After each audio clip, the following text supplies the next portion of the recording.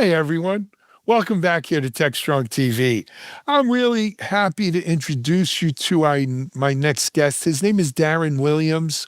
Darren is the founder and CEO of a company called BlackFog. You might have heard of them. If not, not to worry, we're going to bring you up to speed. But first, let's welcome Darren. Darren, thanks for coming on Techstrong TV. It's great to have you on here. Thank you, Alan. Pleased to be here. All right. So, Darren, I mentioned you're the founder and CEO of BlackFog. Why don't you give our audience a peek behind the curtain of who they're listening to? How did you, no one wakes up one morning and says, yeah, it's a good day to start a company, right? Yeah, there's something That's that true. drives us. As someone who's co-founded a bunch and founded a bunch of companies myself, I know this, right? You're driven, you're passionate. Tell us a little bit of your story and where this passion came from. Well, I've always been interested in computers from a very early age. And, I remember building my first computer when I was like 12 years old back in the day, right? The IBM XTs and all that sort of stuff. So I was always interested in computers, but, my education took me another direction, actually. And I ended up getting my PhD in pharmacology, of all things.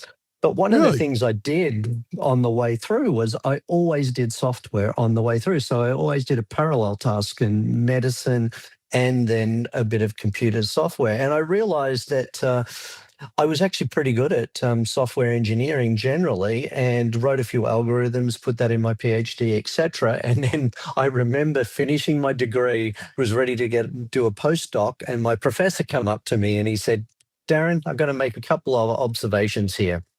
You may not like what I'm about to say," but he said, "I think you're probably going to be about a 7 out of 10 pharmacologist, but you could be a 9.9 out of 10 computer scientist. And I'm just going to leave that with you." So he left that with me as a thing. And I sat on that probably for like 9 months to a year. And then I said, "God damn it, he's right." And so I decided and I went down that direction, and then everything changed for me, basically. I ended up becoming the director of the multimedia faculty in the University of Melbourne. And that sort of started my career. And then I ended up going commercial after that. Started my first company, got funded really quickly. That was down in Australia. And then from there, I ended up selling it within the first 2 years at the peak of, the market, to a company called Quest Software based in Irvine, Sure. California. And then basically, after that, after about a year with that company, I decided that, hey, I'm bored, I need to go do something else. So started my next company, which this is how it gets into cybersecurity. But basically, I started a company called Lifetime Software, and it was acquired by a company called Absolute Software, which was a cybersecurity company, still is actually. Hmm. And that gave me the concept, actually, originally for BlackFog as it stands today. So it's interesting. Absolute Software as a company, they were really all about BIOS persistence. So they had a technology which is pretty cool, where it sits in the BIOS and was able to protect your laptop from theft. And we thought that was a really good idea. They acquired our company. And then while we were there, we think it's interesting that no one worries about the data. Everyone's just worried about the theft of these very expensive assets. And so instead of insuring them, they would buy the software, which would protect the laptop. And then we thought, why doesn't anyone worry about the data? Because really, that's all people really care about if you boil it down. And so I sat with that for a while. And then after my transition there for 2 years, I said, why don't we investigate that concept? And that's how we come up with BlackFog. So it was all about anti-data exfiltration, or stopping data flows off the device. Because traditional cybersecurity is defensive-based technology, where it's always about the data coming into the device. You see a Right. bad guy coming towards you, you try and take him out from the front. But honestly, most of the attacks and ransomware we see, it's all about taking data out. That's what they use to Exfiltration. extort you. That's what they do to steal information generally. And so Well, now with Shadow AI, it's a whole different concept altogether. So that's how BlackFog started, effectively. great story. You know, I think what you described, I've seen it firsthand myself. We, we, and not just security, but almost the whole tech stack focused on the platform. right? Mm-hmm. Yep. Form Right. factor platform. Then it focused on the app. It was all about how can I prevent someone from breaking into my app? Whether that app was on my local device or in the cloud, buffer overflows, script, it was about breaking into the app. And for a long time, we forgot that it's all about the data, stupid, right? The data is the crown Right. jewel. The data is the value. And then Correct. sometime around COVID, I think we started seeing a reemergence of emphasis on protecting the data, not the app, not even the platform, the data. And you can separate the data from the platform and the data from the app, right? And try to do that. But Darren, back in the day, and I've been in security 30 years, there was this whole concept of what we call DLP, data Oh, loss yeah. prevention, right? And Mm-hmm. quite frankly, it never worked so good, right? I mean, a lot of people have Funny thrown you their should say hat in that. there. Yeah, a lot of Yeah, people we threw talk their about hat that a in, lot. And and it left DLP a is lot of dead interesting taste. because the concept, though, is actually good. But Oh what yeah, we no, it find makes that what we find in practice is I've never come across an organization that's implemented it successfully because it's too difficult. Now, the concept is great, but in reality, what happens is nobody has the manpower or resources to staff the amount of data classification that needs to be done to make these things work. yep, And it also sits on the edge of the network. So what happens when I go home or in a hybrid work environment, which everybody is these days, it doesn't really play right. out. Well, with the death of the perimeter, right? Remember the old molten Exactly. castle kind of thing. There With is no no such perimeter, thing. you have no edge, you have no DLP. So how's BlackFog Exactly. different? How's Yeah, BlackFog so different? so we always appreciated the concept and the theory behind DLP, and we thought, well, it's interesting. Why hasn't anyone solved all of the major problems? And first of all, it needs to be on the endpoint itself. That's where the game is played. That's where the data is stolen from. Why don't we do that? Why don't we auto classify the data to begin with? And what we're doing is working at the packet layer, watching the data flow off the device, and we're using a lot of AI and ML algorithms to actually monitor that data flow. So without actually having to go inside the packet, which is a breach of security in its own right, we're able to actually see the intent and doing the intent analysis on that, where it's going, what it's doing, and why it's doing it. And effectively, that's what we do at BlackFog, and we stop the unauthorized data leaving the device. So I we're love able it. to solve all those problems of DLP, basically. Excellent. Excellent. And the Um, management becomes easy too. and is this so is it like an agent that goes on the device? Is it Yeah, it's a SaaS? piece of Is it software that sits on your device, exactly. And the other important concept that actually is often overlooked here is that we do everything on the device. We do all the algorithmic detection on the device. We don't send it up to the cloud. Like there's most EDR vendors that you'll come right? across these days, they're all Yeah. sending it back over to their cloud. So you're losing your data. So where's the attack vector now? The attack vector is actually looking at where the data is. There is no coincidence, let's just say, that VPNs are the most attacked vector these days because guess what? That's where all the data's flowing. So the attackers are always going to look for those places to expose. So we're able to minimize that effort by doing it on the device. And we only show you when we block something, then we send that to the cloud and say, hey, look what we just did. Got it. So that's So how we it's distinguish minimizing the ourselves. attack surface as well, Exactly. right? And that's what we're all about. And it's also about privacy too. I mean, I don't really want to be under all these there's a lot of governance laws that are still being implemented. Don't want to expose your private data. We don't really care about it, frankly. What we care about is stopping the bad guys ultimately. We don't want to see all your data. It's a lot of data. We're going to manage it. So there's all sorts of problems associated with that too. So it allows us to go into highly secure environments like government and finance without the problems associated with saying, hey, we have your data. How are we going to manage and handle your data? We don't have to deal with that either. Secure. So Excellent. good for us too. Excellent. Darren, for people who maybe want to get a little more information, what's the URL for the BlackFog site? BlackFog.com. as All just as right. it sounds. So it's pretty easy to get Excellent. the data. Yep. All right. Let us kind of pivot, if you will. And you guys recently released your State of Ransomware 2025 annual report. And Correct. look, we're coming into RSA season. RSA's in about another month and a week. I'm sure we're going to see a bevy of reports, right, on breaches and ransomware and vulnerabilities and everything else. If Mhm. you don't mind, give us sort of, the key findings of. Actually, before we get into the key findings, how long have you been doing this report? Why do you do it? Right? What should people Yeah, take good out of point. that?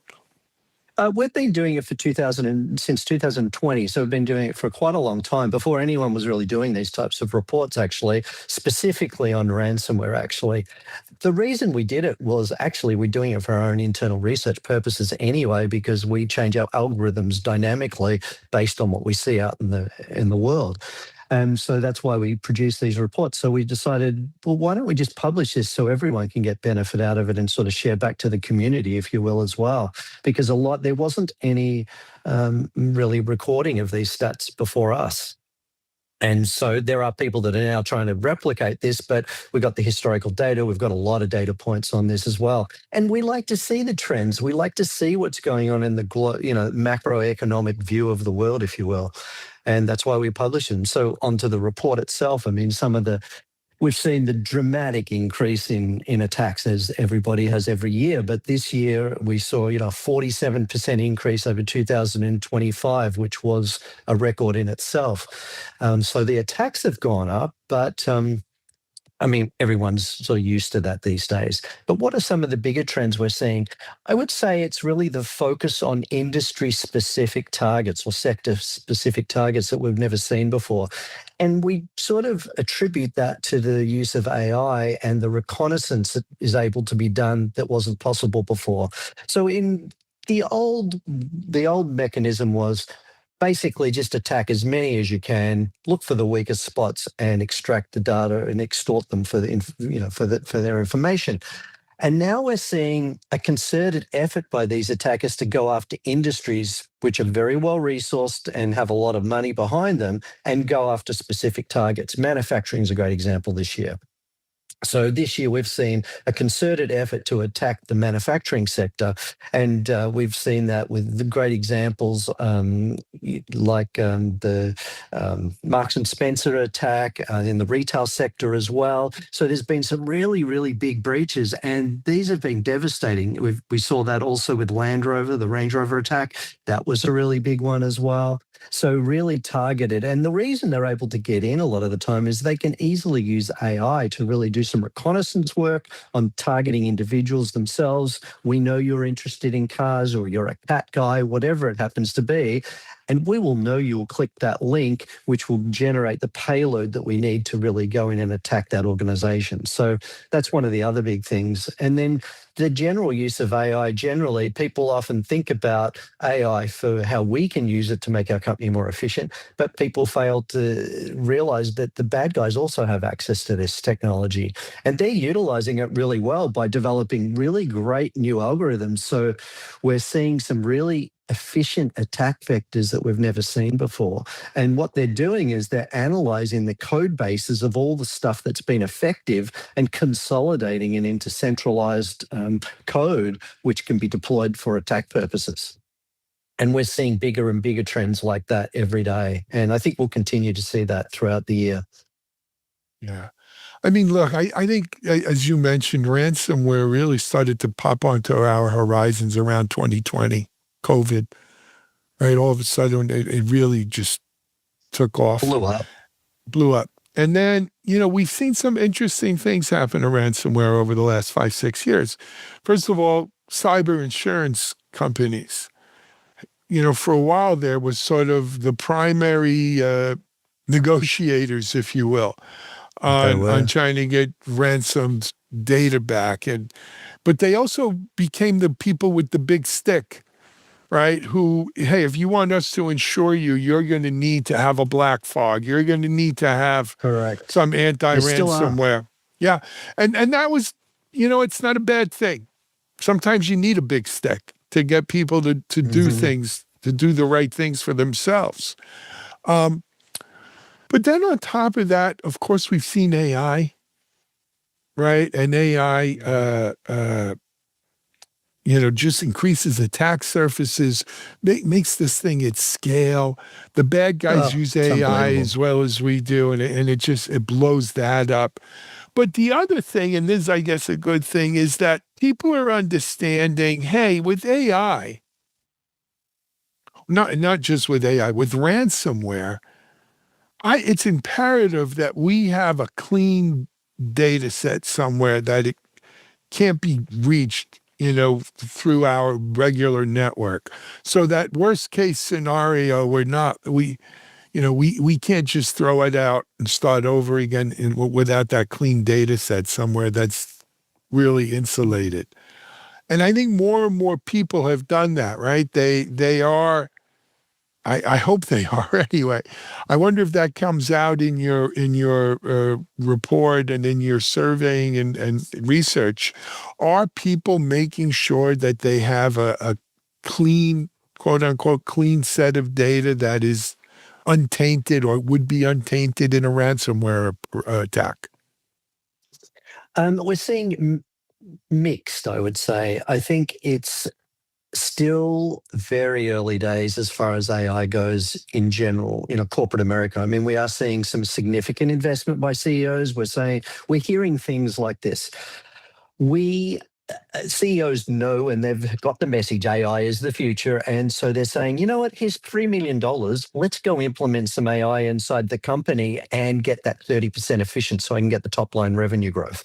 And so that's what's going on. And so with that, what happens is that we're seeing very broad rollouts in all sorts of departments because they've got access to money to go and buy some new tools, for instance, but they're bypassing the security department and the CISO's office and director of IT. And they're saying, and the CEO saying, I don't care. I want 30% growth. My investors are asking for 30% growth. Go work that stuff out for me.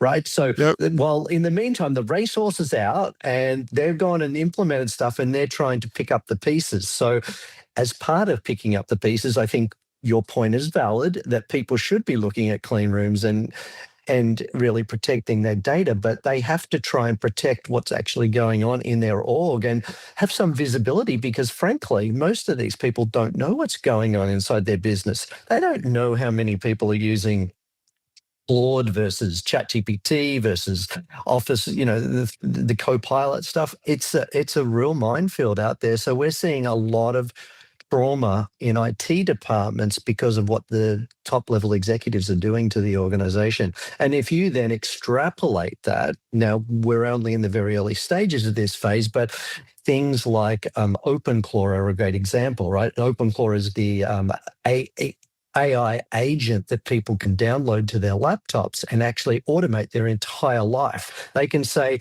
you know what, I haven't spoken to Alan in about 3 weeks. You probably should send him an email. Would you like me to do that for you? Oh, and maybe we should have a beer session tonight. Can I organize that for you? And so, but what you're not seeing here is that yes, it sounds like a fantastic tool, but what it's doing is opening up channels of communication to all these LLMs out there and is basically connecting all the data to all the other data on your laptop and then placing it in an open folder on your computer somewhere, which attackers can actually access. So there's all these MCP architectures out there, which is their API protocol that they talk between each other, is being totally exposed. And so we're not there yet. I'm not saying that you need to worry today, but I would say in 6 to 12 months, this is going to be probably the biggest thing we deal with. So it's an Excellent. interesting area. Absolutely.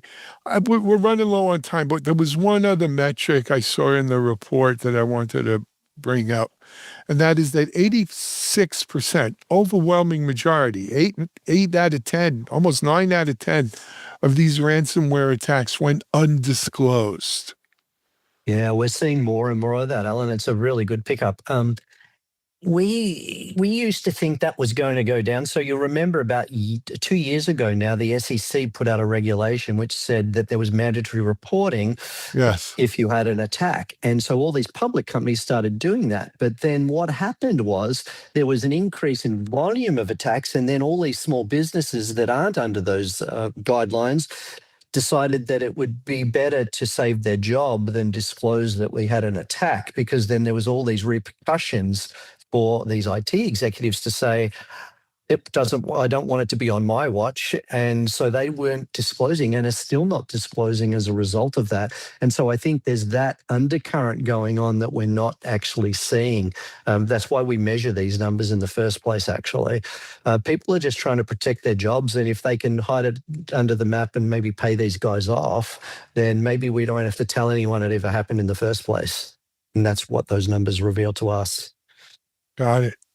Got it. It's scary, Darren, but that's what's happening. it's a scary world, my friends. It's not a time for, unfortunately, it's the world we live in many, many different ways. Darren, we're about out of time. Where can people, we mentioned blackfog.com is the website for the company. Mhm. Off the front page, maybe they can get to this report? Yeah, it's on the header right below the first section. So yeah, for sure, they can just click on it and download the report. I love it. Hey, keep up the great work. Sometimes toiling in cybersecurity feels unrewarding, right? Because you get these numbers, 49% more attacks, year over year, kind of. And you feel like sometimes you're shoveling sand against the tide, right? But there's always a new company, Alan. Every day we see another one. So well, right. Well, there's always someone who thinks they've got a better mousetrap. Exactly. But the mice keep getting smarter too. Yeah, it does. Exactly right. Good point. And but it keeps us honest. And I wouldn't be doing anything else. I enjoy getting out of bed every day, and that's all you can hope for. Better than the alternative. Darren, exactly right. Thank you. Come back on and keep us posted, okay? Will do. Thanks, Alan. Thanks for your time. All right. Darren Williams, founder, CEO of BlackFog, here on Techstrong TV. We're going to take a break. We'll be back in a moment.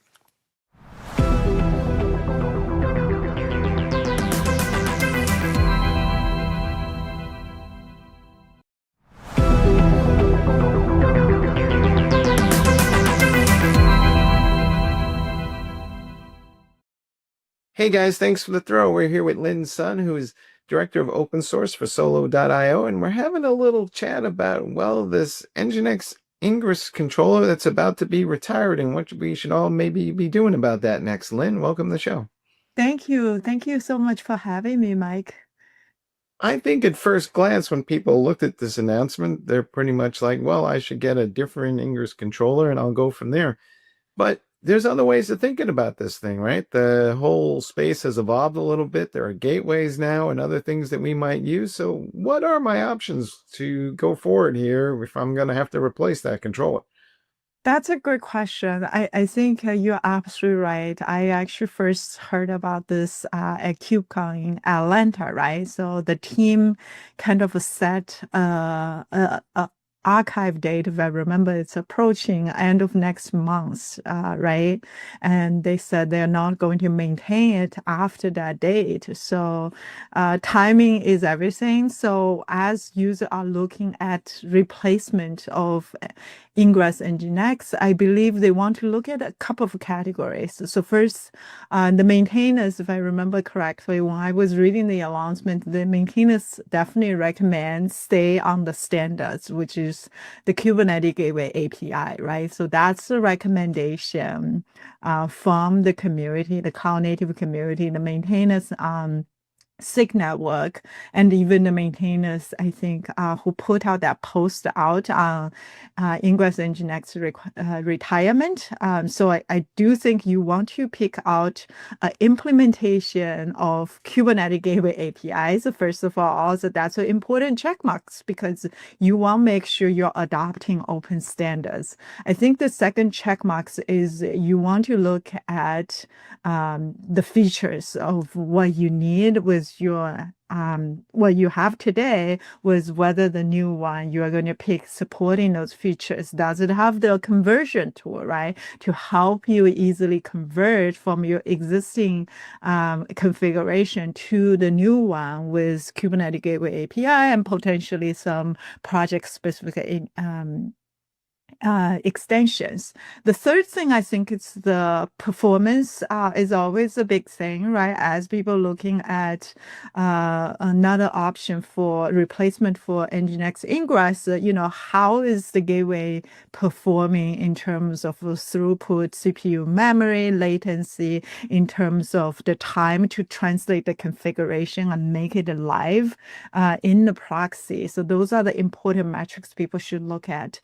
The fourth thing I would say is the community momentum, right? You certainly want to pick a project that's in a foundation, which has a better chance to success. And also check out the diversity, right?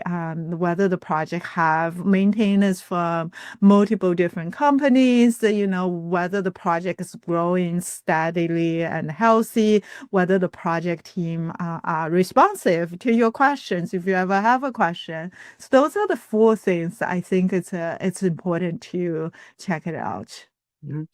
I also think, it's maybe not always like for like. I mean, I had a controller, but if there's something called a gateway that's a little more elaborate, maybe I go that route because the gateway does more than just the controller, and I have to think about it a little more broadly. Yeah, I mean, there's really two pieces of the puzzle, right? So one is the proxy that's actually doing the work, which is NGINX proxy, right?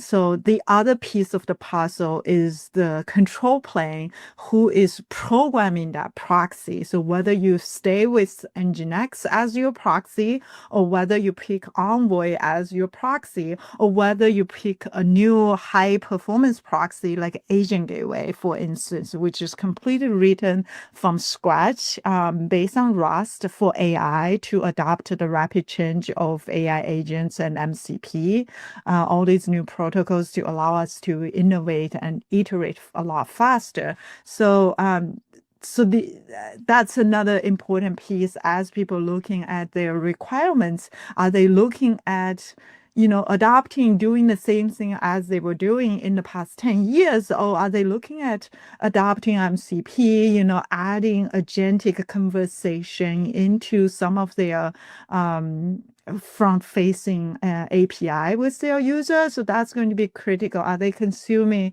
large language models and adding intelligence to their applications? Is this also maybe a good time to start thinking about things like, I don't know, IPv6? I mean, should we migrate as part of this thing, or how ambitious should we get? That's a great question. Honestly, I do think you want to be thoughtful as your migration and probably not taking too many risks at one time. It's like you don't put your eggs in one basket, right? In a sense, the IPv6 migration, I do think you could potentially migrate relatively smoothly once you decide what is your replacement project, right? Like you don't have to migrate to IPv6 in day one once you decide this is the new project you are going with. The challenging though is you don't want to have too many variations as part of your migration. You want to identify what is the critical parts of your migration and then phase it out. I think that's probably a more viable approach because we're not talking about you have a lot of time to migrate because the end of March is approaching. Right after that, you will not see like fixed packs or CVE releases for Ingress NGINX. So there is a present timeline approach. So I personally wouldn't recommend unless you are really like adventurous and willing to, eat all your sandwich together. There you go. It might be too ambitious. It's good to have a long-term plan, but maybe not all at once. That's right. Yeah. I think we have seen, at least in the last year, a lot more clusters and fleets of clusters. So have we reached some sort of tipping point now where the networking between those clusters has become more critical? Because I think a lot of people, if I had one or two clusters and they were running stuff in isolation, I didn't think too hard about it. But I think now we've crossed some sort of Rubicon there. Yeah, I definitely agree with that. And the gateway is a critical piece of that puzzle, right? So we've seen, at least working at Solo and also some of our open source users, we've seen tremendous interest around beyond one cluster, right? Because typically people can roll one single cluster themselves, follow open source documentation. What they need enterprise help a lot of times is when they have more than one cluster and when they actually having cluster talking to each other, they want to either do failover or secure communication or join their different trust domain together and still have that boundary of trust. So that's where we think gateway can play a huge role in this type of scenarios where the gateway can help you to apply policies, connect traffic across different clusters seamlessly, and provide that visibility and observability as the traffic travels through multiple different clusters. Yeah. What is your best advice for managing all this stuff today? And I'm asking this question because historically, in a lot of larger enterprises, there's been this networking team and sometimes a separate security team. And then there's the DevOps teams and the guys who build the applications. Should that be all centralized? Or, do we need to figure out how to kind of manage all these things in isolation? And the networking people need to take more responsibility for the network controllers and gateways and all the things that connect those Kubernetes clusters, not only to each other, but the rest of the enterprise. Yeah, I think it really depends on how large is your organization. I've seen sometimes when the organization are not super big, the network team and the DevOps team, the platform team could emerge, right? But if your organization, the number of cluster, the number of the teams are big, I can see a clear separation between the two. I do think what's important though is we're probably going to change how people work together soon if it hasn't happened already, right? Same as right now. I remember a year ago, I just learned about, okay, I can use natural language to ask Cursor or Claude to actually help me develop my applications for me, write code for me, right? So which is great. And I'm really impressed to see the speed of innovation in software engineer with AI agents and large language models. Now, if we think about networking engineer, DevOps engineer, and application development or deployer, right? That experience I've constantly heard from network engineer and platform engineer is what they had to put the guardrail in place. They had to constantly educating, onboarding new application developer who is, developing things in the environment. They have to constantly educating them. These are the rules for these are the ports can be open. These are the resources constraints. You have to go through this repository and do this and do X, Y, and Z before you can deploy in production, right? So all these rule books that maybe on paper in the past, I think we're seeing moving that more into a agentic flow where AI agents along with MCP and agent skills can potentially play a really key role here to be that guardrail person to manually guide you instead of having a person manually guide you through either whether it's a cookbook, but it can be more programmably through natural language through agents. I think that's going to be tremendously helpful to change how people are going to interact between different type of roles. Mm-hmm. Well, you mentioned platform teams, and I guess I wonder if, I get past 4 or 5 Kubernetes clusters, does that force the platform engineering conversation? Because teams will go, we got to rethink how we manage all this stuff. I think so, right? Because having that skill of platform engineer, you don't need everybody to gain that skill, right? To be able to stand up the Kubernetes cluster, to manage the health of the Kubernetes cluster, to, watch and having the right governance in place. That's a skill you don't necessarily want whoever developing application focus on business innovation to learn. You want to kind of abstract that for the application developer so they can focus on ship code faster. So they can focus on how can they make their application more user-friendly if it's the business needs. So I think that line is certainly very useful. What we've seen though in the past with application developer can iterate a lot faster now. And I see this with myself. I could, rip off my application and redo it in a different language and to see if it performs better. So the ability to ship is a lot faster now. So I think that abstraction provided by the platform engineer is critical and also can potentially enable platform engineer to support way more application developers with that guardrail we talk about through AI agents and MCP and agent skills. What do you see people doing today when it comes to Kubernetes and networking that kind of just makes you shake your head a little bit and go, folks, maybe we should be a little bit smarter than that? That's a really cool, interesting question. I would say people are definitely frustrated when there are problems, and problems do exist a lot of times, unfortunately. I think things works really well on paper and when you try it in the POC environment, but a lot of times in production, things can get a little bit wired. And I think as a human, our brain is focused on one thing at a time. It's harder for us to, think completely and think very fast. Like when you're debugging a problem, right? You might be thinking about X, but not thinking about the impact of Y on X until you finish looking at X and then start to looking at a different angle to see if that could have been a problem. So, one of the example I run into myself was I remember I was deeply debugging a problem, a networking problem in my cluster.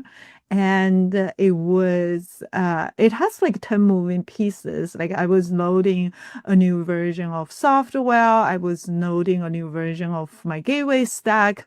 I also was developing deploy MCP servers. It has like 10 moving pieces. And I got frustrated with my debugging.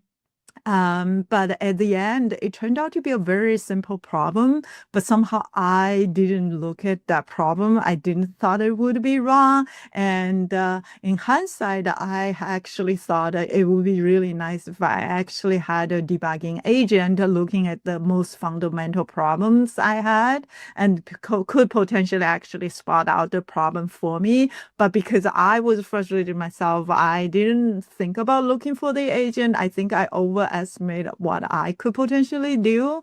I bugged a lot of people for help. I did find out what the issue. It took me a few hours, but I know my agent could potentially spot it a lot faster because the fact that the agent is it can check things a lot faster and it wouldn't be afraid of check some of the most dummy mistake, which we all are human and we could potentially make mistakes too. So I also can't help but wonder if developers are kind of ignoring the physics of networking. And I ask the question because they're building more distributed applications and there's latency. But I think that they somehow think that magically, all these distributed clusters and networks will just somehow or other, account for all that latency when in fact, maybe we need to think about the network more as we build and deploy our applications. Yeah, that's absolutely right. I think the goal is the network can be disappearing for developers, right? But that's an aspiration. I don't think we will be getting there. I mean, there will be latency for sure. I think the question is the latency small or tiny enough that we don't need to talk about it, right? I think this is also why we started the agent gateway from ground up, because we've been amazed with some of the performance number from agent gateway.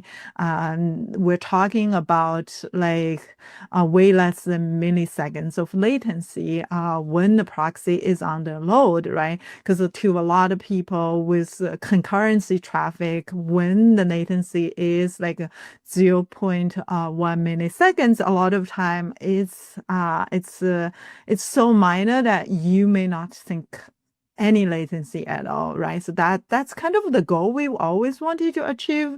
But in reality, there is that hop. You have to think about how to minimize that hop as little as possible. There's also like the networking, the cable bandwidth, if it's across region, right? If it's within the zone and region, it could be faster. So that networking latency across region is always going to be existing. And then on top of that, depends on how many proxy hops you have and how performing your proxy is. That's when it's getting really important, which is also why I would definitely encourage people to look at the agent gateway. It's one of the best. It's actually the best performing in terms of network speed, latency, in terms of CPU and memory utilization, in terms of the moment you programming your gateway API resources into the controller and how fast it actually programs the gateway proxy of agent gateway.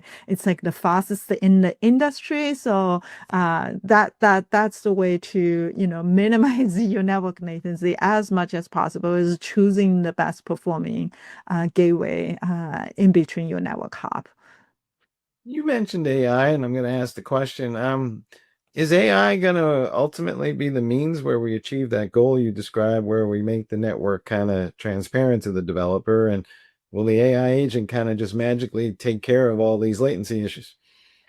No, I don't think AI would magically take care of the latency issue. The latency will always be there. Like I mentioned, it's just how much latency it is. Is it tiny enough?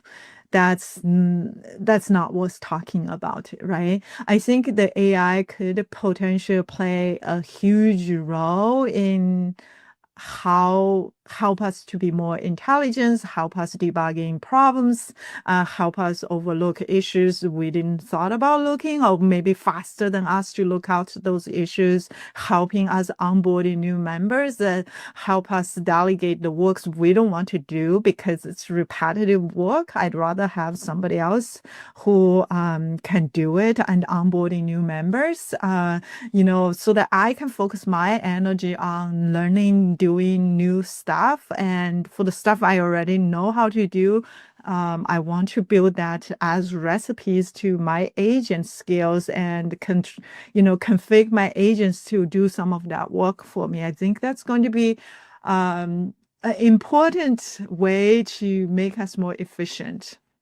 But I really don't think it's going to, making our network or gateway faster, unless AI can beat some of our best engineers on improving infrastructure. Maybe we'll get there one day, but right now I don't see it yet. Well, folks, you heard it here. Even in the age of AI, the laws of physics have not been suspended, and we still need to figure out how to make all those networks work. Lin, thanks for being on the show. Well, thank you so much, Mike, for the chat. I appreciate it. All right, and back to you guys in the studio.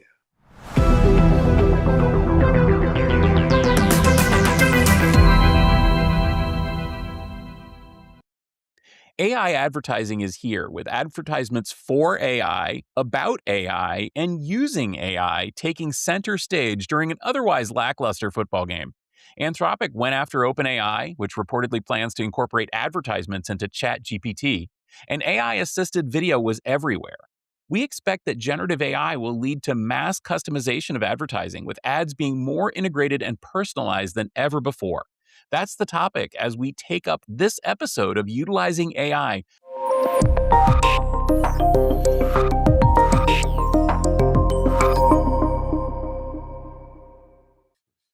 Welcome to Utilizing AI, the podcast focused on practical applications of artificial intelligence from the Futurum Group. Every Wednesday, we explore news and use cases of the ways in which AI is transforming enterprise IT and the industries it serves. I'm your host, Stephen Foskett, president of Tech Field Day Business Unit here at the Futurum Group. Before we dive into this discussion, let's meet who's on the panel with me today. Hey, I'm Jon Swartz. I'm the West Coast Bureau Chief for Techstrong. I write about AI, IT, occasionally Security Boulevard. That's where you can find most of my work. Yeah, thanks for having me. I'm Frederic Van Haren, the founder and CTO of Hyfence, and we provide HPC and AI consulting services. Well, thanks for joining us today, both of you. As we are recording this, it is just a few days after the, let's call it the big game, at risk of losing any trademark or lawsuits, the litigious NFL here. And of course, a lot of the buzz was about the ads during the big game, which included, of course, lots of ads for, about, and with AI. And I think that maybe leads us into an interesting corner here.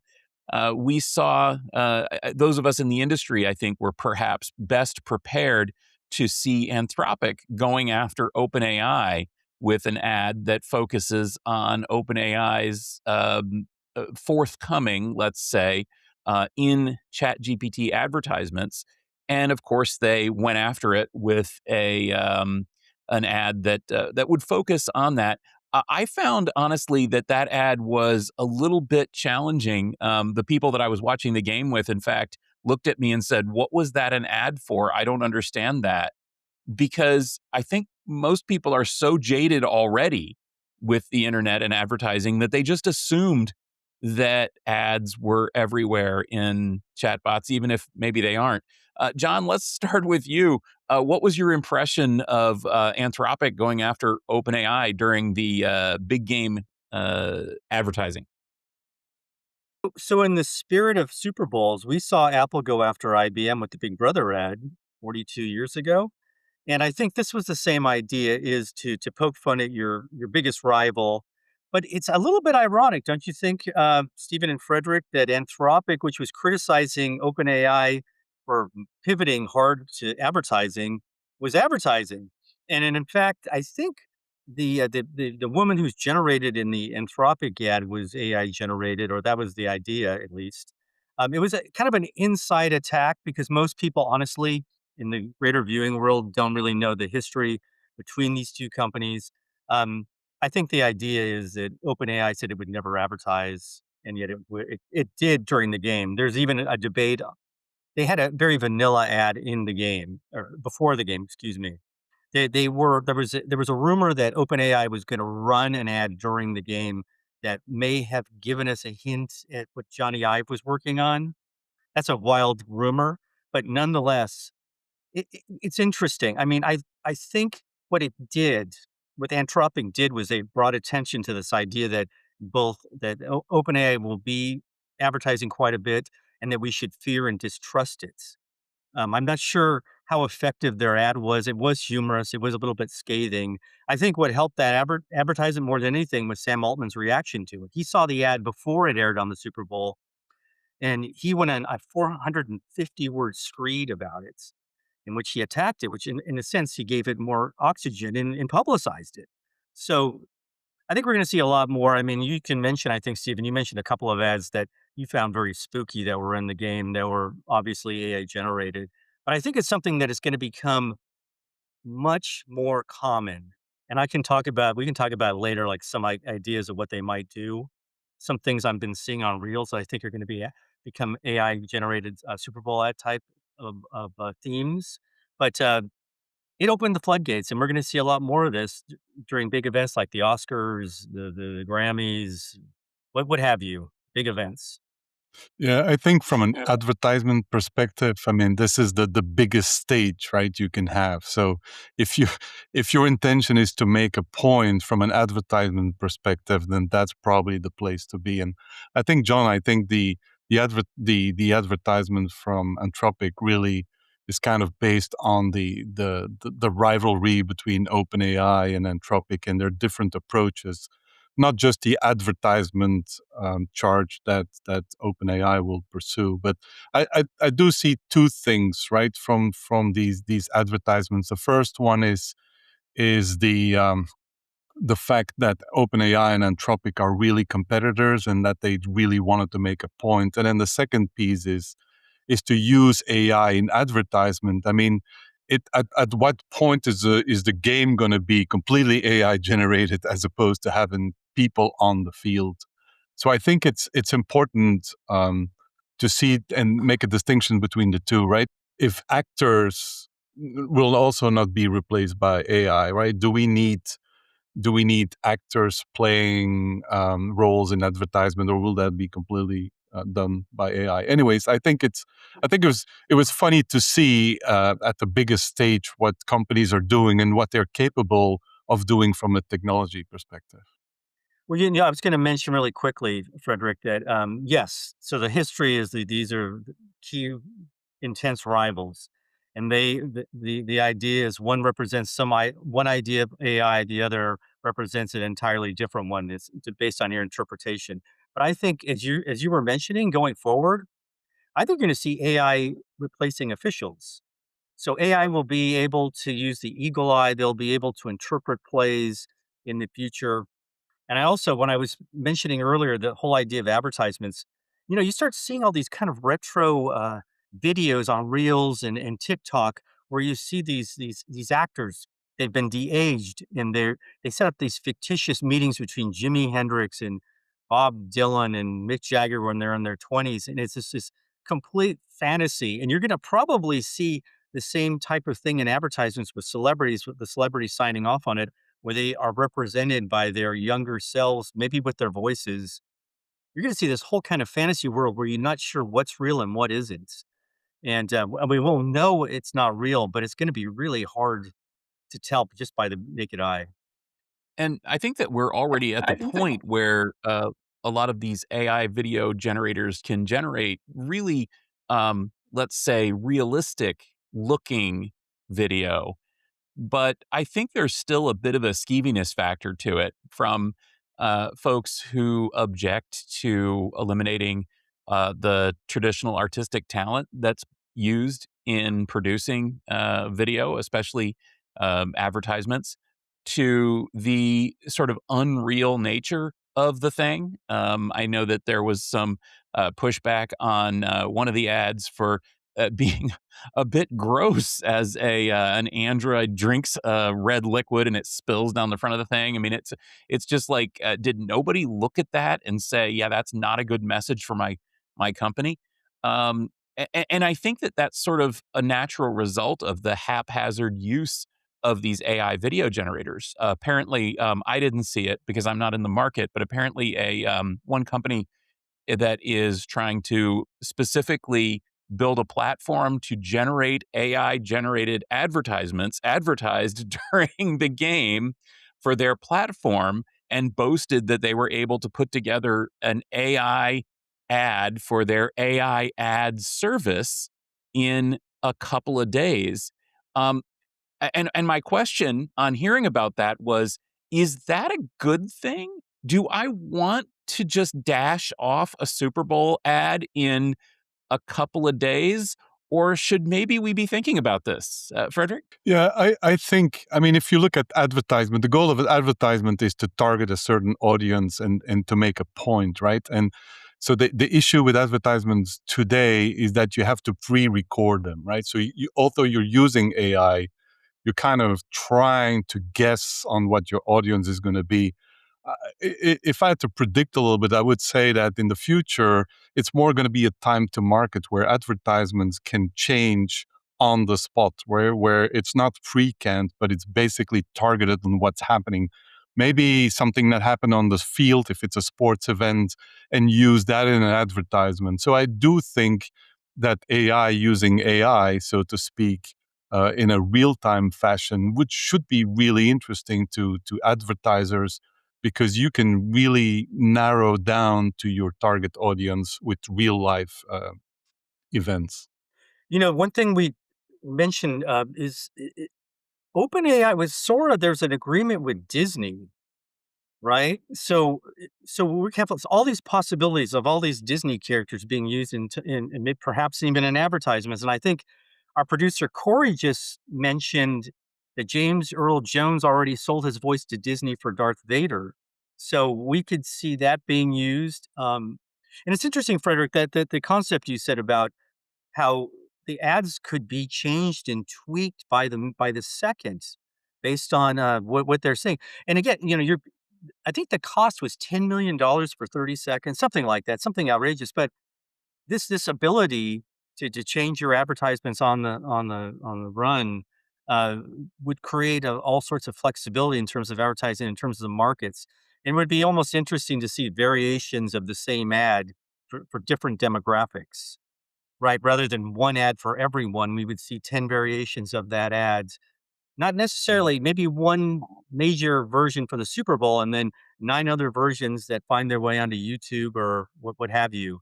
Um, I mean, it gives it gives an incredible flexibility to the advertisers, and they also, I think, save a hell of a lot of money not spending on production values or gaining the rights or gaining the celebrity's time. You can just recreate the celebrity with them signing off. Yeah. And on the point of the cost, I think it's worth mentioning too that it depends on the market that the ad is presented to.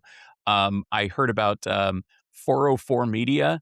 They managed to run a Super Bowl ad for $2,550. And how they did it was they selected the smallest media market in America and targeted their ad only there, just so that they could say, "Hey, we ran a Super Bowl ad," which is kind of funny.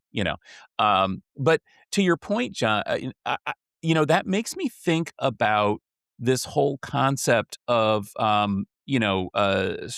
tiered pricing and mass customization, and this trend that we've seen for a long time in advertising, especially that, and I think a lot of people see through this, but you go to the website and it says, do you want us to personalize your ads, personalize your ad experience, whether that's at Google or at Amazon or Apple or pretty much any other advertising focused website.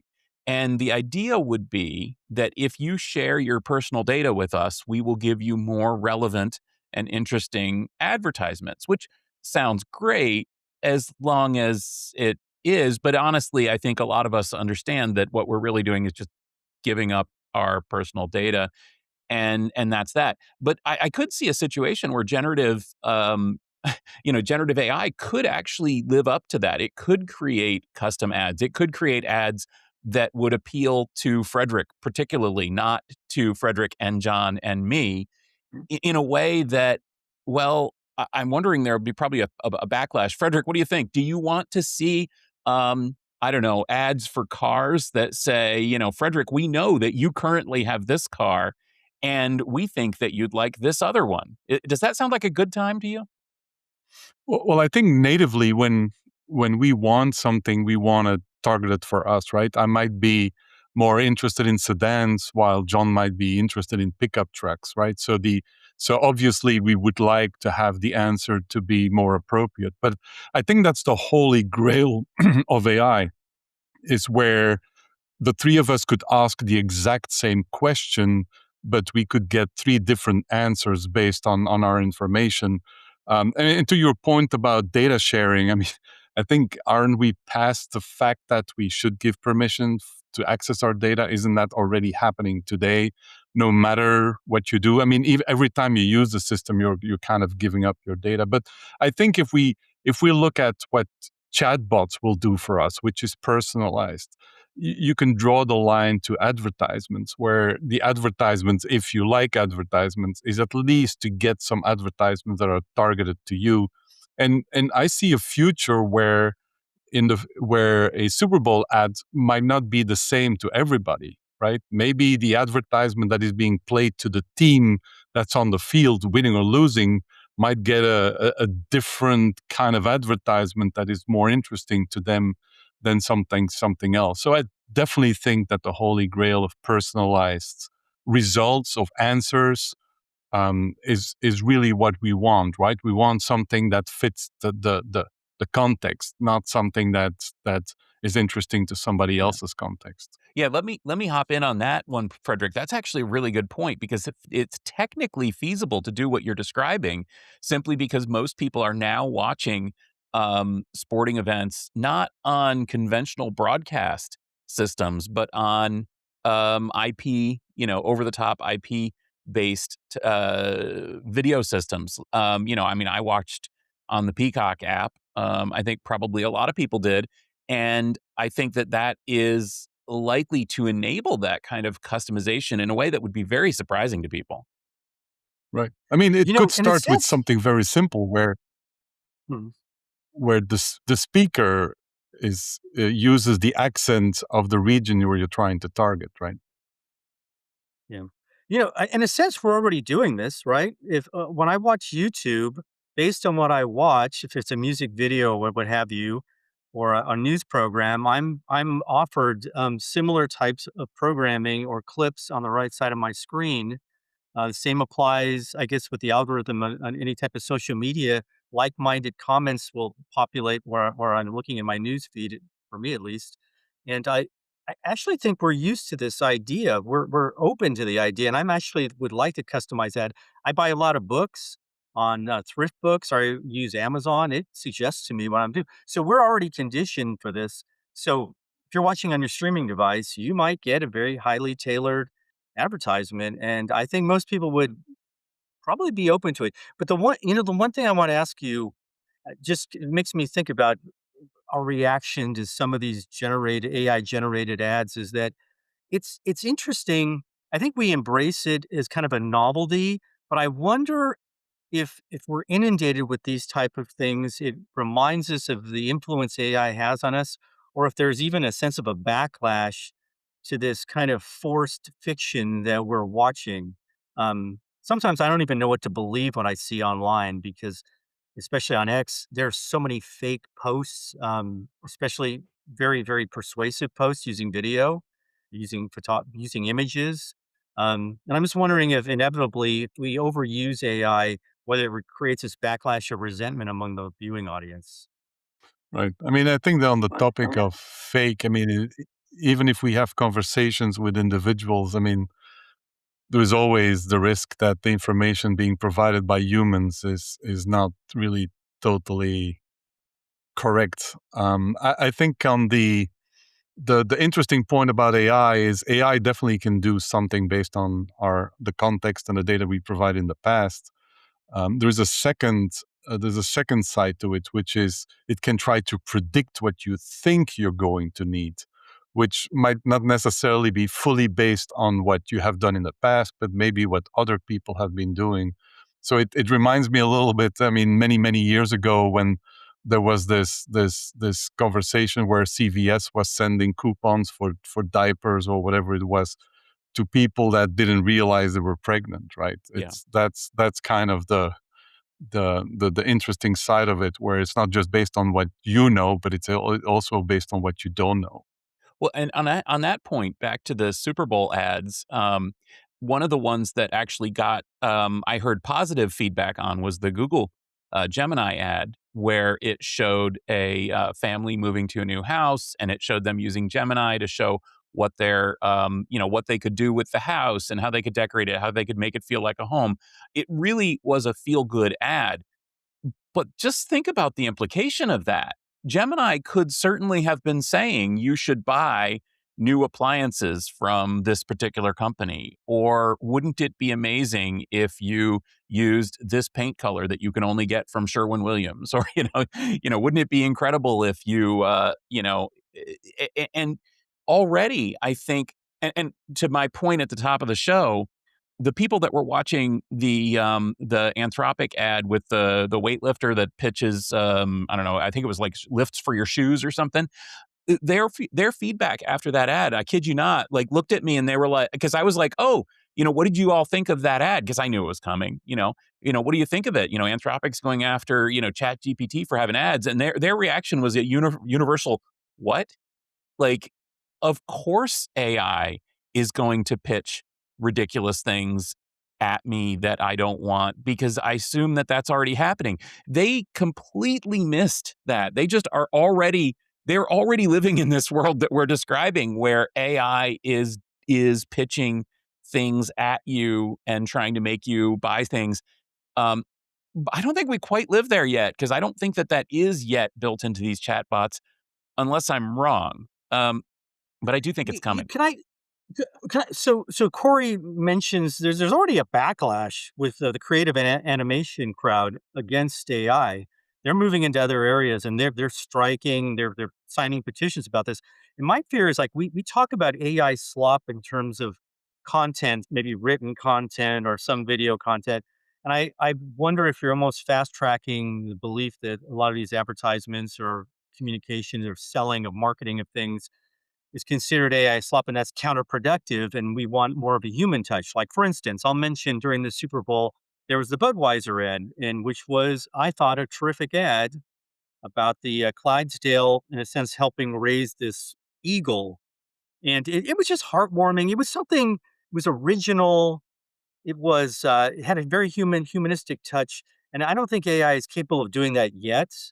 And I wonder if people will start seeing the difference between that, like they would see the difference between AI generated text and an original story. I always fear this is going to happen, and I think it's going to happen a lot faster than we think, given the animus that the general public has and the fear they have of AI, especially those who never use it or don't understand what it can do. And it can do a lot of great things, but there are a lot of people who still are in the camp that they absolutely won't consider it, and they won't consider using it, and they also consider it a threat. It's also it's more a generational problem, right? I mean, me, I would like to see live existing people advertise for something, while the younger generation has absolutely no problem with AI generated content. They don't need to feel or recognize a particular individual. And I think from that perspective, you can see the advertisers kind of debating how much AI can it be fully AI, and also probably whose audience you're targeting. But even I when I watch advertisement, I really stop caring too much if it's a live person or not. My gut feeling is I would prefer a live person, but it's a matter of acceptance. And I think in the future, because advertisements will become more and more real time, as opposed to canned, as a result of this, I think AI is the only way to do this in seconds or milliseconds versus recording an advertisement, which might take days or weeks. I don't know how long it takes, but I'm pretty sure it's more than seconds. Well, yeah, that's absolutely true, and I think that was another one of the.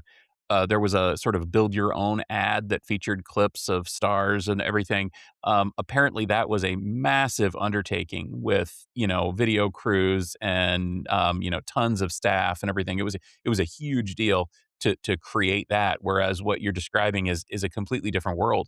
Far be it for me to speak for another person, let alone another generation. But again, the Gen Zers in my midst, when we were watching this, I don't think that they're more accepting of AI generated video and content so much as they're just jaded about it. I think that they've grown up in a world of attention based, influencer based, advertising everywhere.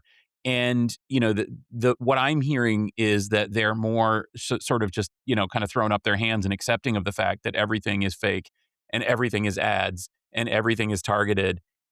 And yet what I hear from them as well is that they place a huge amount of value into real people and real experiences and real things. My daughter is she loves to do things like sewing and cooking that you would think were, passe in this world of fast fashion and delivery food. But it's not about, gratification or even quality. It's so much as it is about just kind of a search for something real. And I wonder if this, AI generated, advertising infested world that we're describing will actually be face a backlash, or maybe not even a backlash. Maybe just we might see greater value placed on real people doing real things as opposed to generative AI. So my daughter, it sounds like your daughter, Stephen. My daughter cooks a lot. She likes she likes realism. She likes reading books. She likes creating crafts. And I wonder if there's a point where not just advertising, but we actually conceivably would see halftime entertainment. The Super Bowl halftime show would have some sort of AI generation, um, maybe in the sets or maybe the performers, because we already see people who are willing to pay to see a hologram of Prince or ABBA or Freddie Mercury perform alongside real people. Um, I think maybe is there a backlash? Maybe there's indifference, or maybe people just tune it out because they become so battered that they become numb to the whole situation. I really do hope that we if we do see AI used, it's not over the top and it's not a sledgehammer approach. And I almost in a weird way think that OpenAI, which kind of fancies itself as being a latter day Apple in some cases, tries to do that with their advertising. I know it sounds weird, but I actually do think with this when this device comes out, they're gonna advertise it, but I think they're gonna try to humanize it as much as possible to appeal to the older crowd as well as the younger crowd. I mean, to a certain degree, it all comes down to presentation, right? So you use the example of cooking and sewing. In the end, you want to learn something, that's the content. And if the content is being done by an automated or an AI generated person or human person, to a certain degree, I feel like the focus is on the content, not on the presentation by an individual. But it's so fascinating. It's sometimes it's very difficult to figure out what's real and what's not real, right? Was Bad Bunny's presentation, was that real or was that AI, right? Um, anyways, I mean, That's it's more like actually a I rhetorical almost question, but yeah. I I wasn't sure. I mean, there were certain elements of it. It's like this can't be real. I mean, it was such an elaborate, lavish design. I mean, it looked like a movie set, and I'm sure we're going to find out later that parts of it may have been generated that way. I mean, it was almost like a magic act. I thought it was fascinating. I mean, I liked the music, but I thought it was such an incredible presentation um, that I think you're going to see larger scale versions of that same type of halftime show by him, by others in the future. Cast of thousands, whether they're there or not. Maybe it's a totally different experience for the people who are actually at the Super Bowl. So, full disclosure, I went to a Super Bowl years ago, and the halftime show was pretty straightforward. It was a lousy show. It was Maroon 5, it was in Atlanta. But comparing that to what we saw a couple of days ago as we tape this, as we record this, it was another world. And I think we are gonna have these mind-blowing presentations and halftime shows in the future. Yeah. Yeah, it is an interesting thing to think about, and maybe if I can sort of sum up this conversation on that point, John. One of the things that struck me about this was that halftime show was not a halftime show. It was produced not for the people in the stadium. It was very much produced for the people who are watching at home. All halftime shows have been that way, but I think that nobody had yet said, you know what, forget that. Forget the people in the stadium.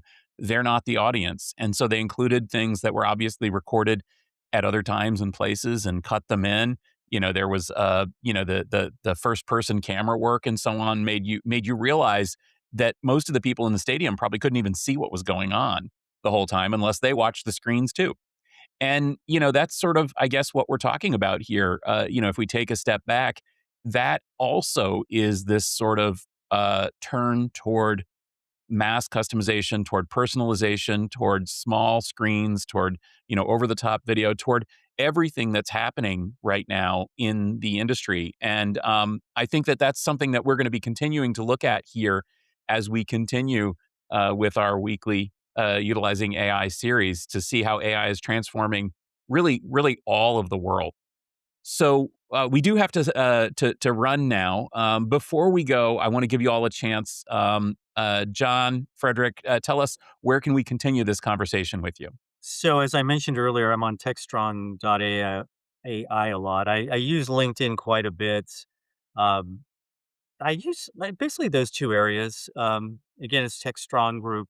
If you go to the website, there's a Techstrong.ai section. So I write mainly for that, but I write for the other sections as well. Yeah. So you can find me on LinkedIn and on our website, hyfence.com. And of course, you'll also find Frederic and I on 8 seasons of utilizing tech prior to this new podcast with a very similar name. So Frederic, thank you so much for collaborating in the past and in an ongoing basis. Also, we are working on our AI Field Day event planning. That's going to be coming up soon. So check out techfieldday.com to learn more about that. Thank you for listening to Utilizing AI today. If you enjoyed this discussion, please do subscribe in your favorite podcast application and consider giving us a rating and a review. And also, please do reach out to me, to Jon, to Frederic, and the rest of the crew. We would love to hear from you. We know that folks are watching. We can see the stats. And we would love to hear what you think of what we're doing here. This podcast is brought to you by the analysts and experts at the Futurum Group, where insights meet AI. For show notes and more episodes, go over to techstrong.ai, the website Jon mentioned, the Utilizing AI YouTube channel, or, of course, the Techstrong TV app on your smart TV, as we were discussing. Thanks for listening, and we will catch you next week.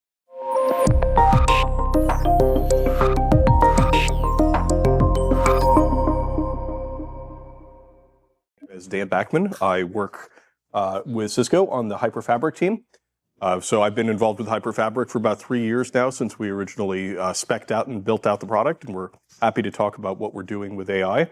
I'm joined by my partner in crime here, Alex Berger. Hello. And Alex has been working on a lot of the AI deployments with our early beta customers, and we're happy to kind of dig into exactly some of the things that we're building out and why. I'm not sure you can put up a logo like that without explaining it. Fair. There's also little stickers back there that we're happy to share as well. It's a moral imperative. So originally, Hyperfabric was called Project Tortuga. And Project Tortuga involved like the overall product creation and sort of expansion into AI as well. The question came up, is it Tortuga like Spanish for turtle, or is it Tortuga like Pirates of the Caribbean? So we decided, why not both? So ever since then, a pirate turtle has been our theme. So you'll actually see, just if you want a little bit more information, we did a tech field day on this about a year ago in Amsterdam. And at that point, we focused a little bit more on what is Hyperfabric and how it works. If you want to know any more details about that, there's a full session. I'll give you the very quick TLDR on what Hyperfabric is. So Hyperfabric, you can think of it as a Meraki-like experience for deploying data center networks. So what we've focused on is it's a different operational model and a different workflow.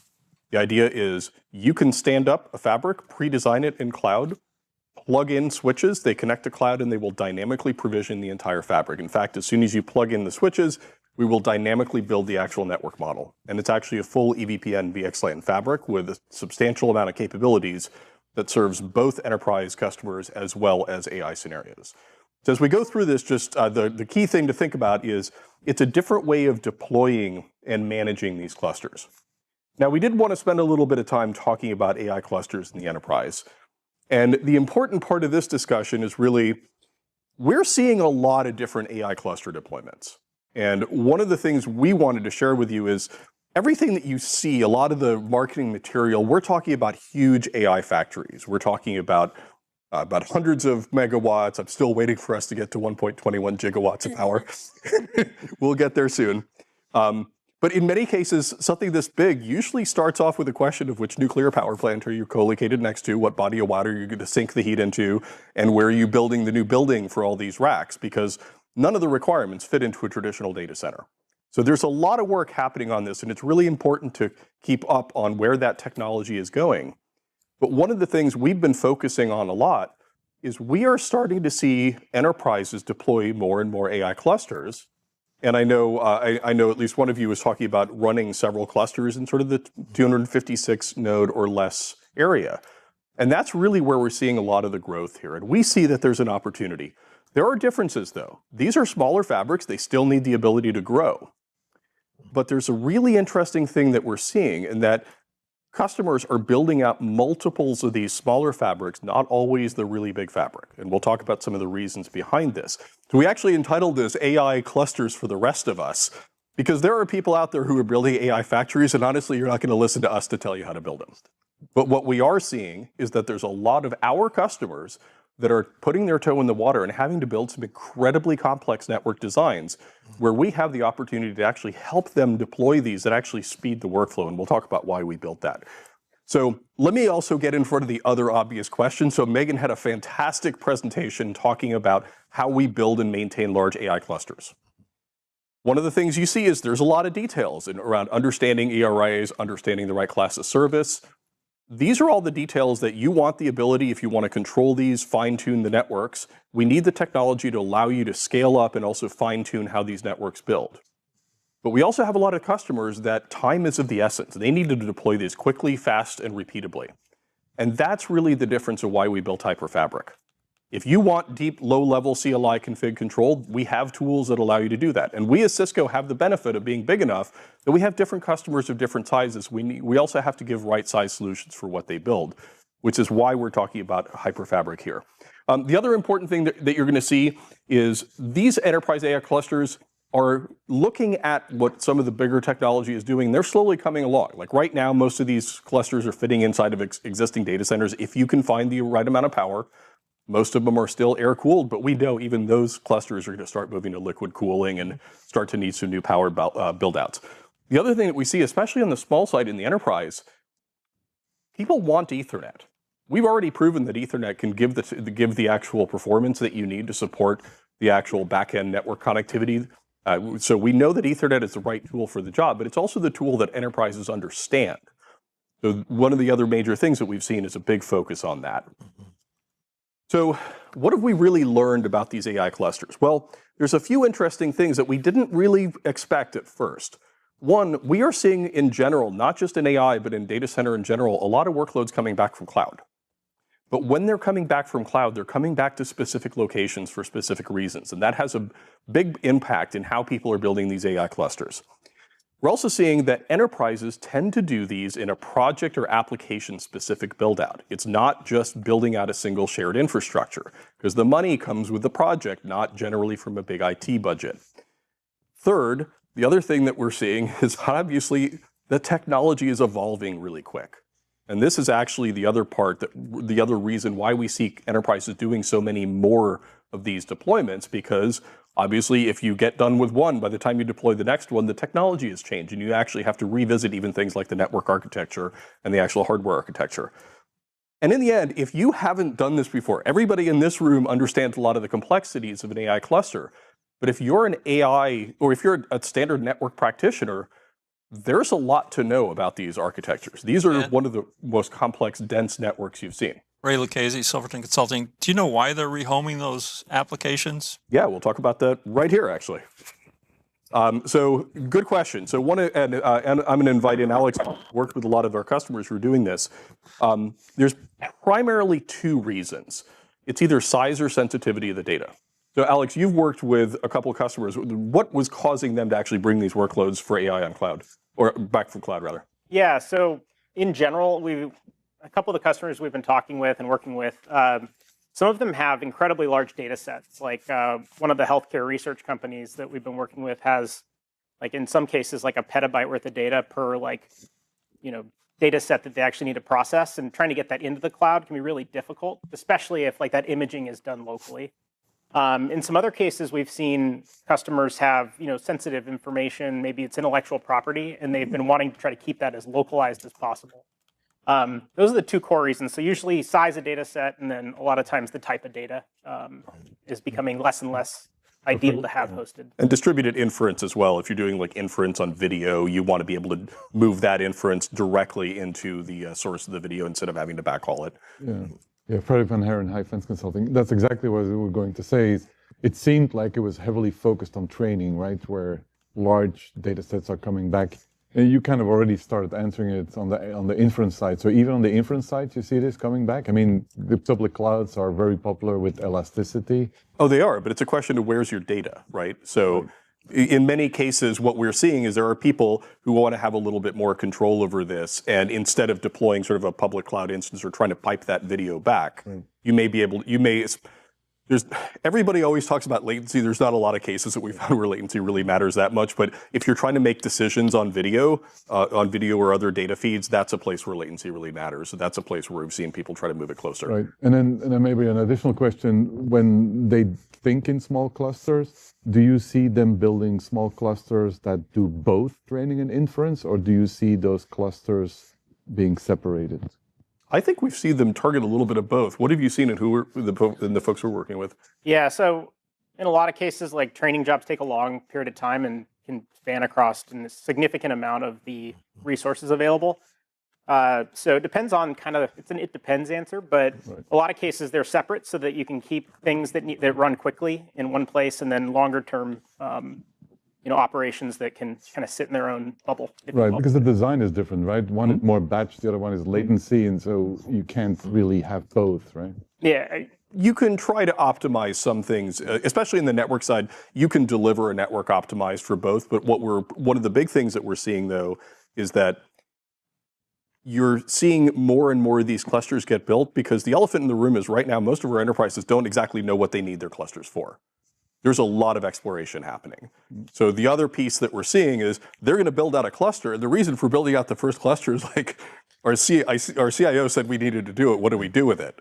And then as people start using it, they start figuring out what they want to do with it. And then they start looking at scale. So we're seeing this incremental build out. And especially for the case that you're looking at, that's where they would say, oh, well, I already have this cluster full of training. I need a new one so that I can start to do inference. So it actually comes back to the fact that we're not seeing these single big build-outs. We're seeing lots of little ones. And I think the other really important part, Alex mentioned this from one of the customers that we work with that's a research institution. I never would have thought of this. If you have all of your GPU resources that are being rented in cloud, it's actually discouraging research. If all of your researchers need to worry about how much they're paying per token, they're going to start holding back from the exploration that you need to do to actually figure out how to develop the technology. So especially for research institutions, the reason you want to bring it in is you CapEx it once and you get to run it as long as you want. You can life cycle it for a long time, hand it down to graduate students, and it really allows much more research to happen than you ever would if you're actually paying for the usage on those clusters. Mm-hmm. Pete Welch, this is very interesting to me because it explicitly recognizes something that I think has been becoming more and more conscious over the last couple of months, which is the whole cost driver. Maybe the giants with their AI clouds is not what everybody needs, and particularly the security, confidentiality of the data has all of a sudden, it seems to me anyway, come onto the horizon as a real big driver. And what a couple of us have talked about offline is just the problem of the huge data and getting near your data and all the different models where you might have edge data as opposed to this petabyte in one place. And that starts getting pretty challenging.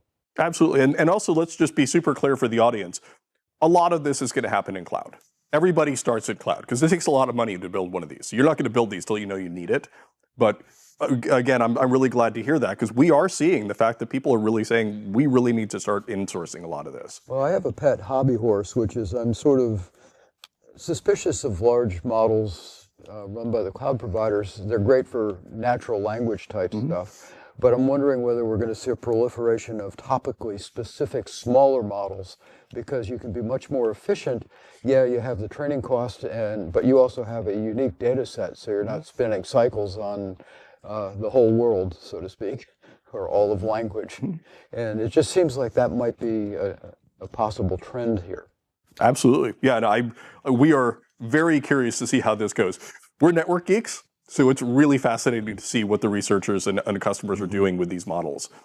Dan, Brad Gregory, yes, MCN Strategies. I'm a network geek too. So one of the questions that I get asked a lot, I've worked with a couple of startups. Realistically, you know, when we talk about building these east-west clusters and stretching them, latency-wise, I mean, how much can you stretch a cluster? Because one of the, you know, we're starting to see it more in the US, but the startup I was talking about specifically in the UK, they're actually just out buying real estate, right? And they actually want to stay below a certain power threshold. I think 500K for some regulatory things in the UK I'm not familiar with. But their solution is, you know, customer calls up and says, I want, you know, 5 gig of capacity, right, or whatever. They say, okay, they go find 10 of these buildings that are out there and start stitching them together. So realistically, how big of a ring, how big of a, you know, a WAN space can you realistically expect to do east-west training for GPUs? I'm going to give you an answer you don't like. Depends. That's not my expertise. All right. I don't know. The second worst answer. I can tell you what I've seen, though. Yeah. And in general, there's sort of 2 ways to deal with it. And there's actually 3 things to think about. Number one, we've seen from some of the really large build-outs, either the AI factories or some private people that are doing interesting stuff with them. What you tend to see is no matter what, when you build out one of these clusters, if you go for sort of a multi-scalable unit design, by definition, none of those fit inside of one building. Yeah. So you're going to start to get into scenarios where, okay, these pods are in this hall, these pods are in this hall. You have to build a tremendous amount of fiber and interconnect between those to maintain that subscription level. But at that case, you're looking at like fractions of milliseconds in terms of latency, but you still have links that are longer than the others, right? Yeah. And that starts to look like a super spine deployment. So at that point, what people start to do is start to consider affinity for locality for these GPUs when they start doing these jobs. So that's one way to do it. And especially in the really big build-outs, what you see, a lot of times those are also multi-tenant. So the actual workload management systems that are doing tenant allocation will want to understand the affinity of where those GPUs are located and then try to do best fit for those multi-tenants. On the other side, there's a couple other things to consider. One of the big ones is how do you actually start to peer these fabrics together? Yeah. That's one of the things that we've been spending most of our time looking at.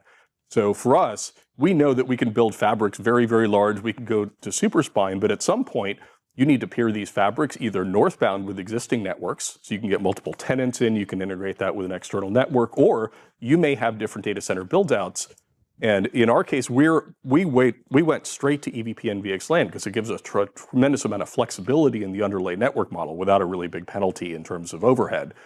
But at that point, we can actually start to leverage things like border gateways so we can natively peer fabrics even in different locations together over a third-party network. Yeah. Kind of a stretch super spine if you think about it. So we're actually putting a lot of investment in building multi-site capability just so that we can actually start to grow these fabrics.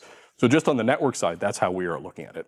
Yeah, but I think, you know, we played a big game of Tetris within the data center. Now we got to play that big game of Tetris and these fabrics all over the place. I think that's absolutely valid, and I'm waiting intently to hear what the actual latency boundaries are, because I know even traditional virtualization, people spout a bunch of figures about vMotion latency, and I've seen it go for hundreds of milliseconds. So, right. Thank you. No worries. Thank you for the question. And Andy Banta, just a question going the other direction.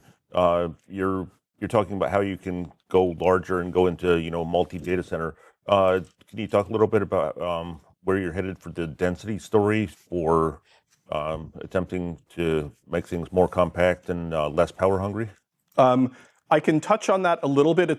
That's more of a generic Cisco question. There is this constant work on how do you improve switch radix? How do you get more bandwidth? I can tell you that definitely Cisco is continuously working on how do we get better silicon? How do we put together better systems? What we've generally found is scaling up these networks are generally best done in these discrete devices. So we're focusing mostly on fabric-based technologies where you can easily start to horizontally scale those out. But we have a long roadmap of increasing overall size of silicon. We're leveraging Spectrum 4 as well, as we talked about in the 9100 series. So what you'll see is there's going to be continuous evolution there, but what we see is that's going to keep on happening, but the operating model is where we see a lot of the pain. Okay, well then to ask another question based on spreading these things out, are you starting to build ultra Ethernet considerations into any of your topologies or structures or infrastructure? So absolutely. I mean, ultra Ethernet is a big moving target with lots of pieces. So one of the things that we're doing is we're actually tackling a lot of discrete technologies inside.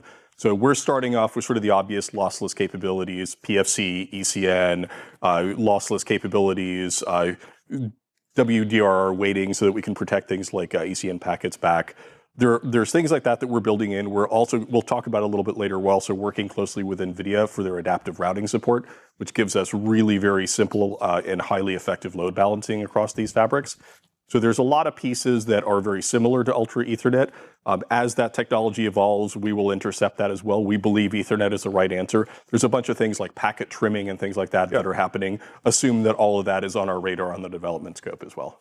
Right, and it seems that there would be some opportunity to actually slim down the amount of network that you need between various different buildings and whatever in data center if you actually do use some of the technology available. So my question is, when you're building out these architectures, are you actually thinking about building some of these capabilities into the architecture to take advantage of like packet spraying, out of order delivery, that type of thing? So that's actually something that we can already do today by leveraging the work that we're doing with adaptive routing with NVIDIA. So that actually does leverage packet spray. It is actually tolerant to out-of-order packets. So that's stuff that's already happening. It does actually happen end-to-end in conjunction with the actual NICs in the server. So there's some NVIDIA technology in there as well. But we're already working on that. We're also looking at adding packet trimming for improving a lot of these scenarios. In the end, one of the biggest things we can do, though, is increase the bandwidth because no amount of QoS gives you more bandwidth. Okay. So with this, I'm going to speed through the next ones because we covered these a little bit, but I think this is really important from what we're seeing. The other key thing that we see, if the hypothesis is we're seeing enterprises build a lot more smaller fabrics, the other reason is this. Every year, there's new hotness that gets announced, that it's about to come up in a couple months. We're going to hear about a new generation of ASICs.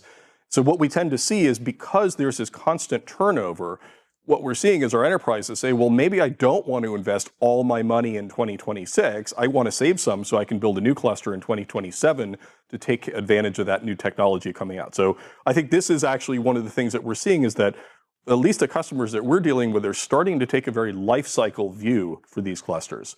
I won't touch much on this, but the other thing is if you are new to AI clusters, especially if you're a network guy, these ERAs are very powerful and declarative, but they're not always written for network guys. There's a fair amount of detail that you have to suss out from these and a fair amount of work that you have to do to really figure out how you want to build and scale these topologies.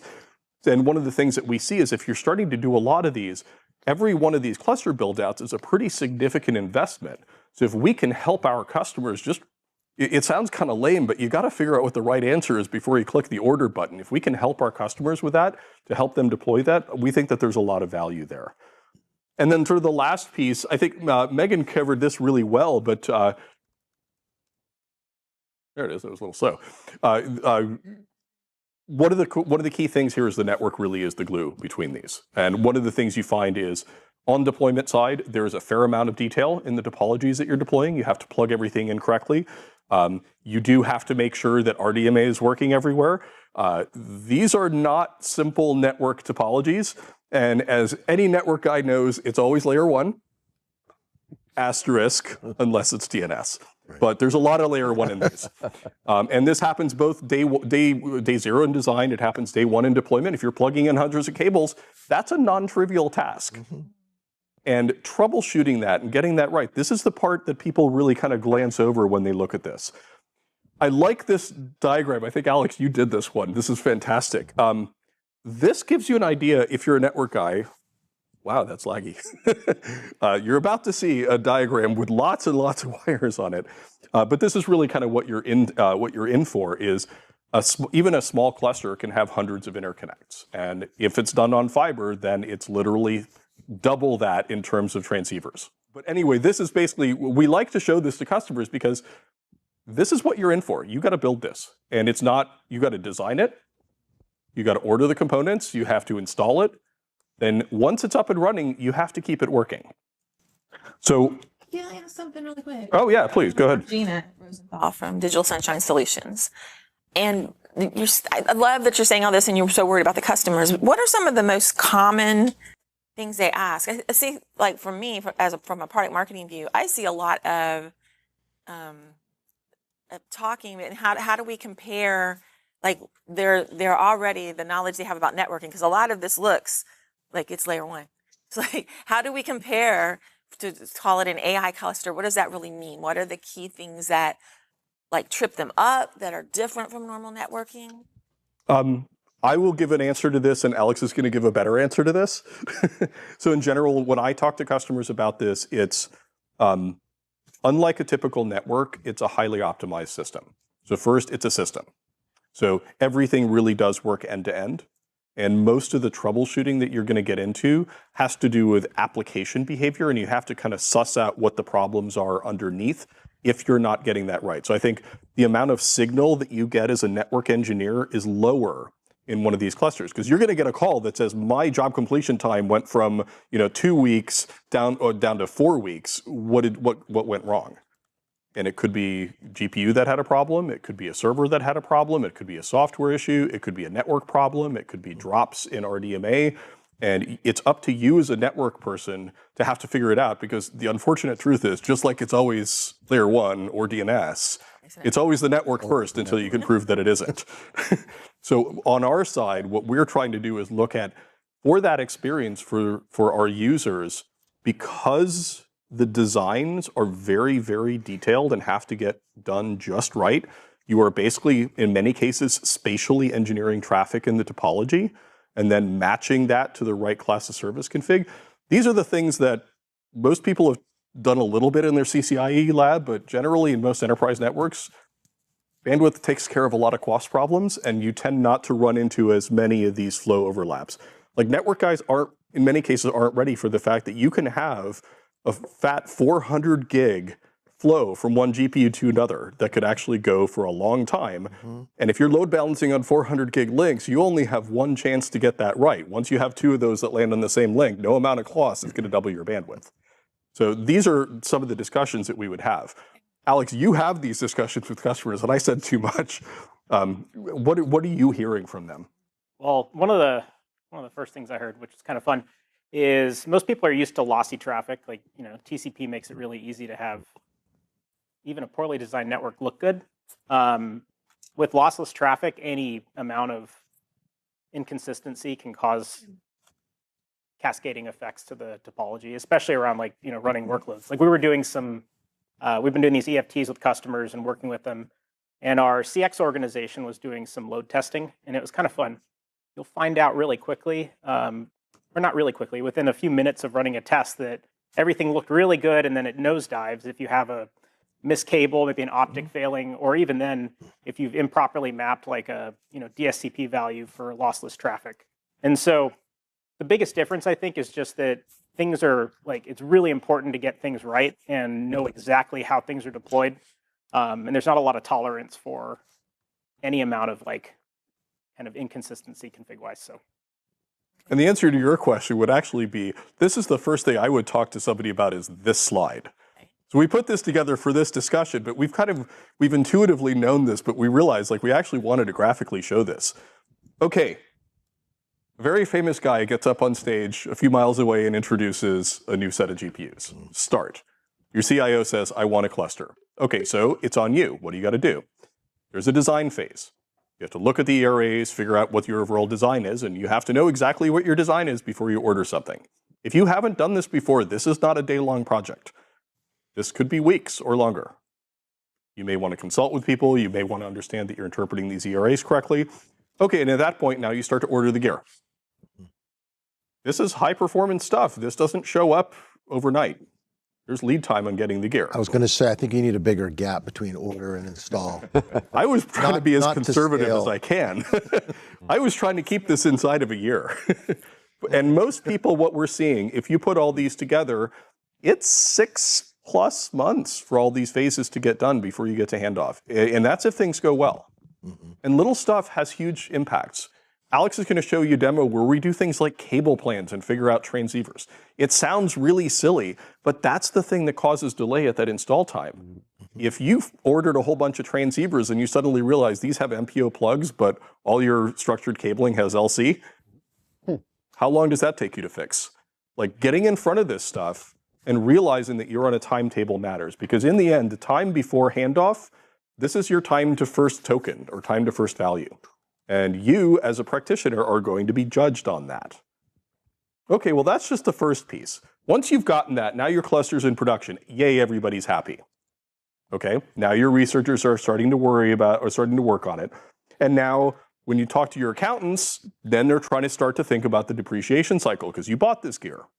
So it's going to depreciate probably over 3 years. But first of all, how much of that depreciation cycle was in that time to first token? If you take forever to deploy this cluster, you're losing the intrinsic value of those very expensive GPUs that you bought.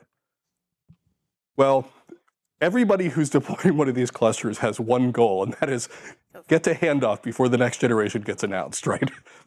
This is one of the things you want to be careful of, because if it takes you a year to deploy this, there's already a new generation of ASICs out. And by the way, as you continue to go through this, this is going to keep on happening.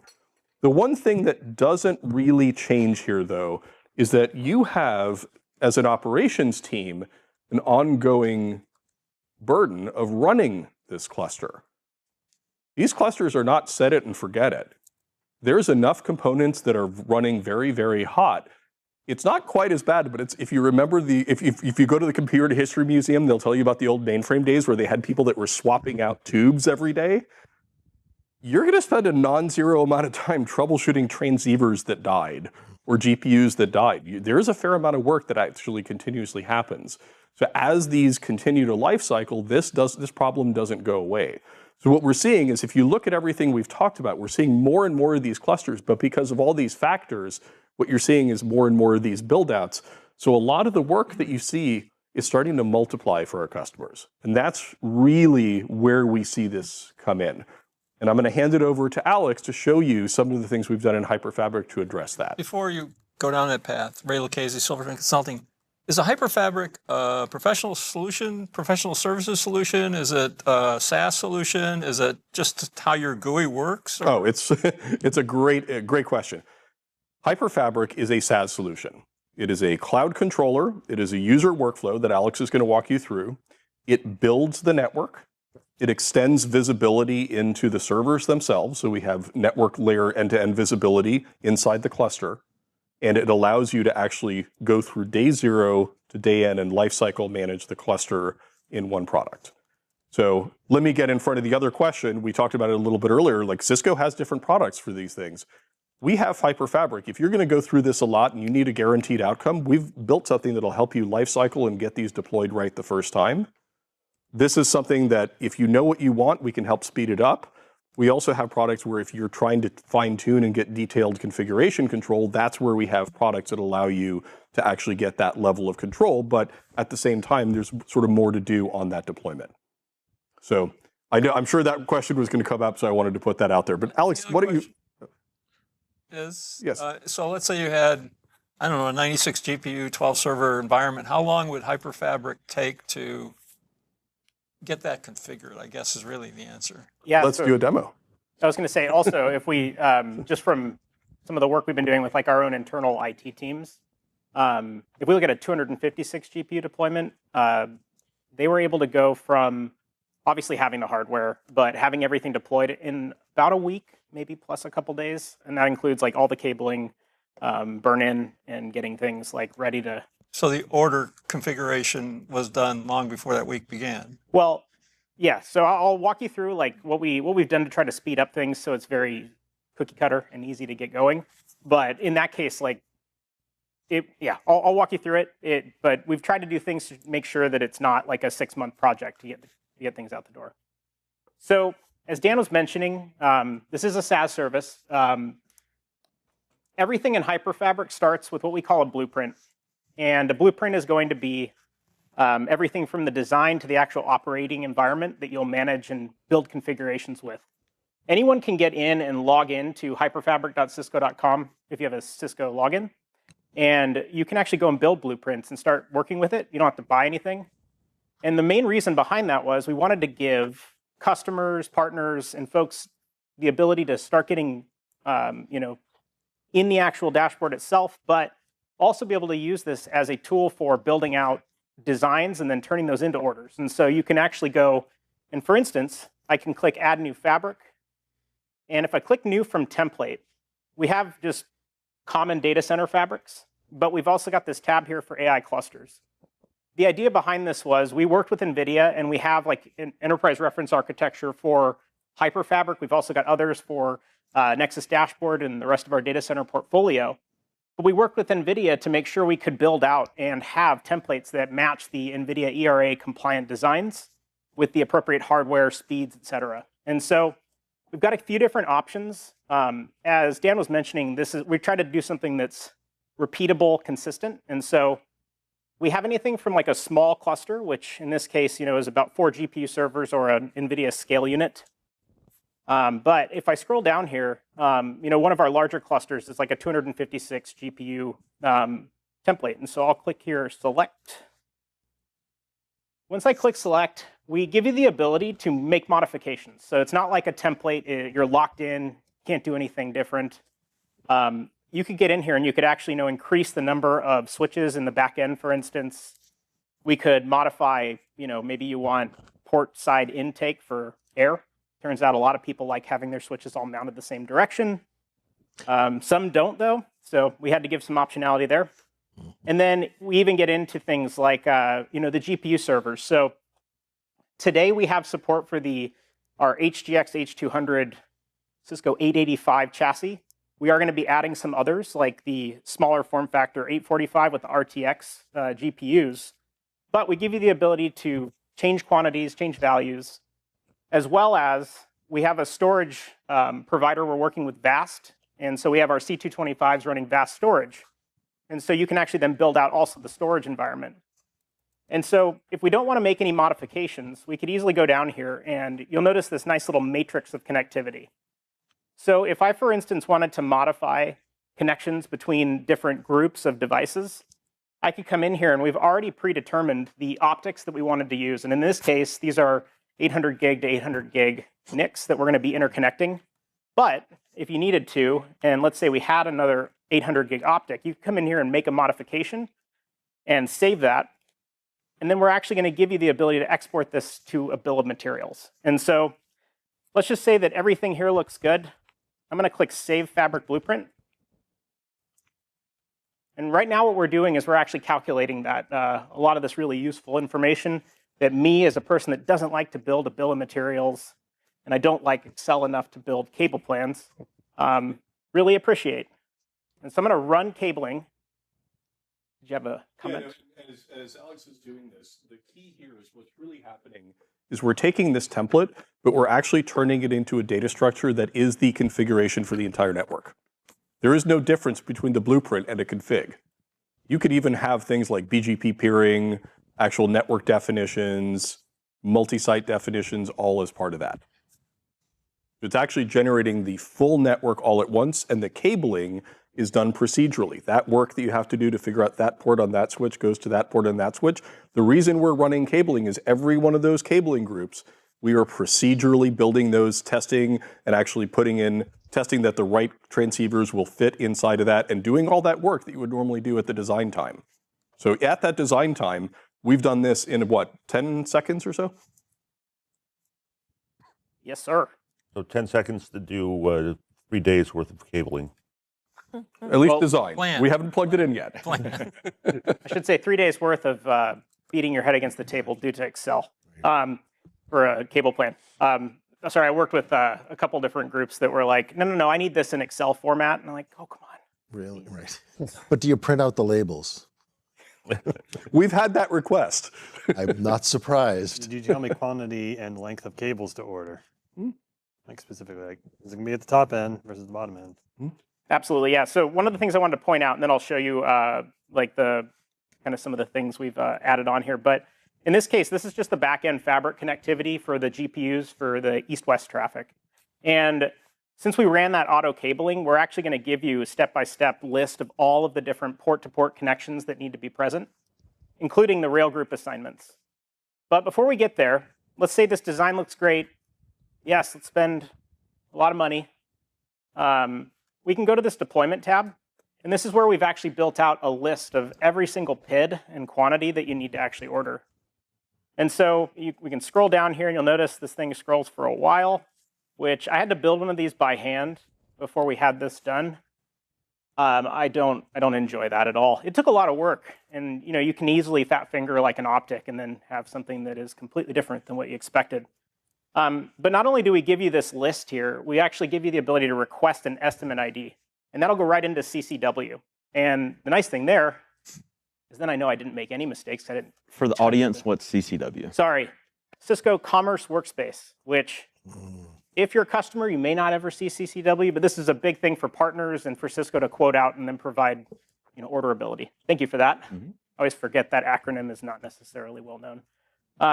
So anyway, we use this as a way to help make sure that you hopefully won't make any mistakes in what you order. And especially if you just take this right into that estimate, we've already vetted all of these optics, all these cables will all interoperate and work correctly.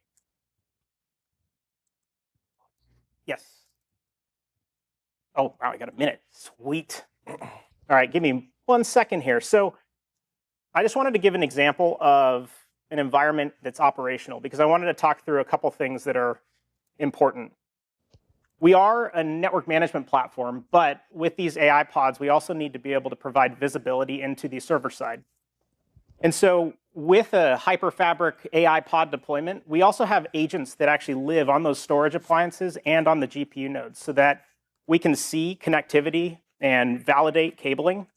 And so if we go to like the on-site interface, this is actually a link you can share and allow for like L1 text to follow through and see and get feedback that they're plugging the right thing into the right peer, using the right optics. Things are online, all the hardware is present. And if, for instance, we have an issue, we're going to highlight a nice little red box here saying like, hey, check this optic and make sure that it is the correct optic. And so we give you a very procedural process to deploy those fabrics. Even if you don't understand like how the network works, as an L1 tech, you could follow through this entire thing and then have things cabled correctly. Do you have a feature like the capability to flash the next port that you're supposed to be plugging into? We don't yet. That's a good idea, though. Put that in my pocket. Okay. I appreciate that. No, we don't necessarily have anything that's going to flash the interface, but we will tell you if you did plug it in the wrong one, because that will give you immediate feedback if that interface came up with the right optic inserted. Okay, but I mean, that means that you actually have to be looking at your screen while you're plugging stuff in rather than... So it could be, so it is mobile available. And let me, I know I don't have a ton of time here. Can actually bring up a page on their mobile phone that shows them real time what steps they have to do. And when they plug in a cable, it goes green on their phone. Yeah, so at most you could have like your phone and be plugging things in and just checking as you're plugging them in the optic. Let me pop back. So imagine that you're working with smart hands at a data center. You literally take that URL, you put that in the ticket and say, send in your text, open up this URL, log in, and they will give a set of steps for everything you need to plug in. And it starts with literally plug in the servers, plug in the switches, plug them in together. It'll walk through building the network. It'll walk through getting the servers up and running. And it'll walk through every one of those physical layer connectivity, every one of those physical layer connections. And when everything is green, they actually see that it's green and they can close the ticket. I still think it'd be handy if you actually flash the port. That's a very good suggestion as well. Yeah, the last thing I was going to say, because I know I'm over and I don't want to, make anyone mad. I did mention that the we have agents running, and like this is an example of one of the VAST nodes in the storage cluster. You'll notice here that we've got information on connectivity. We're going to continue to point out like what's connected to what, but we also try to pull in information that's relevant to network people because like for myself, it is kind of handy to be able to see what this host sees from a route perspective. So maybe there's something misconfigured on the actual server. We also, and this is a huge one, is pluggable statistics. As Dan mentioned, there's any issues in the topology. You've got tons of optics. Some of them are going to fail, it's guaranteed. So we proactively track, and we also alert on optic statistics so that you can get in here, and if you're troubleshooting a server that seems to have flaky connectivity, you'd easily get in and get your digital optical monitoring data, even from the server side. And so it kind of extends down into the actual compute end of the spectrum there. So you consider going one level up into nickel libraries and making sure that those connect and talk? It's a wonderful idea. Please? Not yet. Okay. So thank you for this. We want to be conscious of time. Really appreciate the time. Really appreciate the feedback. Again, if you want to know more about Hyperfabric, we do have the other session, or feel free to reach out to any of us, and we're happy to dive into any of this. So really enjoyed talking to you guys. Thank you. Yeah, thank you.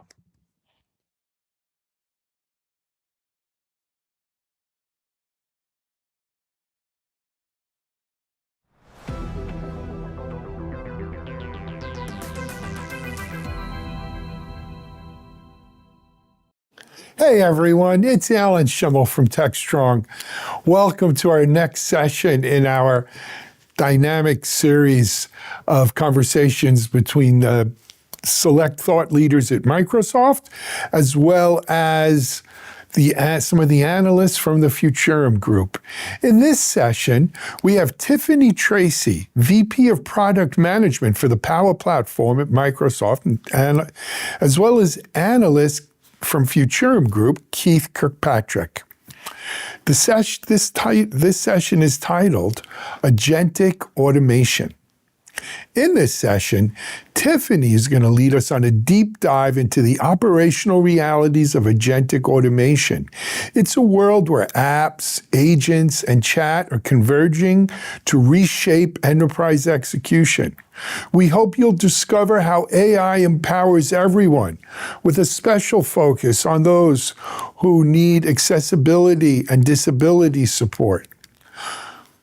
You're going to learn how business users supervise autonomous agents that execute, escalate, assist, driving inclusive productivity. Expect insights into multi-agent orchestration, human-in-the-loop governance, and chat-led transformation across support and product activation. So another great session. Here's Tiffany and Keith. Thanks, Alan. I'm Keith Kirkpatrick, Research Director with the Futurum Group, covering enterprise software and digital workflows. Today, we're going to be talking about agentic automation and how it is reshaping enterprise execution, where apps, agents, and chat functionalities are converging to assist across workflows, driving external engagement through the delivery of personalized, intelligent experiences and streamlining interactions. And hello, my name is Tiffany Tracy, and I'm the VP of Product Management for the Power Platform Core, which covers our Power Apps, Power Automate, Power Pages, RPA, and process mining. I've been with Microsoft for 25 years in a variety of product roles, and looking forward to the conversation today.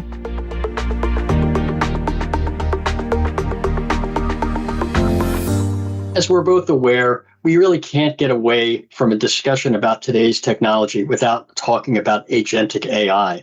And I wanted to first start off by asking you about some of the ways in which agentic AI is changing the way customers are engaging with businesses on a day-to-day basis.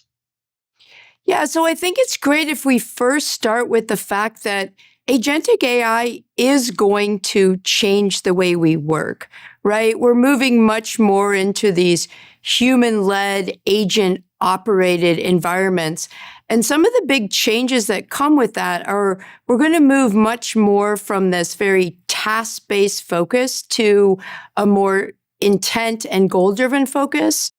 And we're going to move from working like in a particular app to really working across apps. With that, we'll see this synergy of humans that are driving what we're going to do. They're adding business intelligence. They're guiding. We're going to have agents that really do a lot of the execution work. We're going to have intelligent apps where these agents and humans can dock in to manage everything. And we're still going to have automations like we have today for very deterministic workflows. When we put all of that together, what we get from a customer experience is they're going to get much more personalized and contextually relevant experiences much faster and with a lot less effort on their part. And in fact, in many cases, we see that customers, organizations will be able to expand the audiences that they can actually serve with this technology. So like a simple example that might be, I'm on a flight, turns out I'm going to miss my connecting flight. You know, today when I land, I might get a text message that I've missed my connecting flight. But you see very quickly, I'll land, the airlines has already rebooked me with an agent. They're going to let me know what my new flight is. And then if that doesn't work for me, they're going to give me a human to escalate. That's going to change in these kind of customer experiences.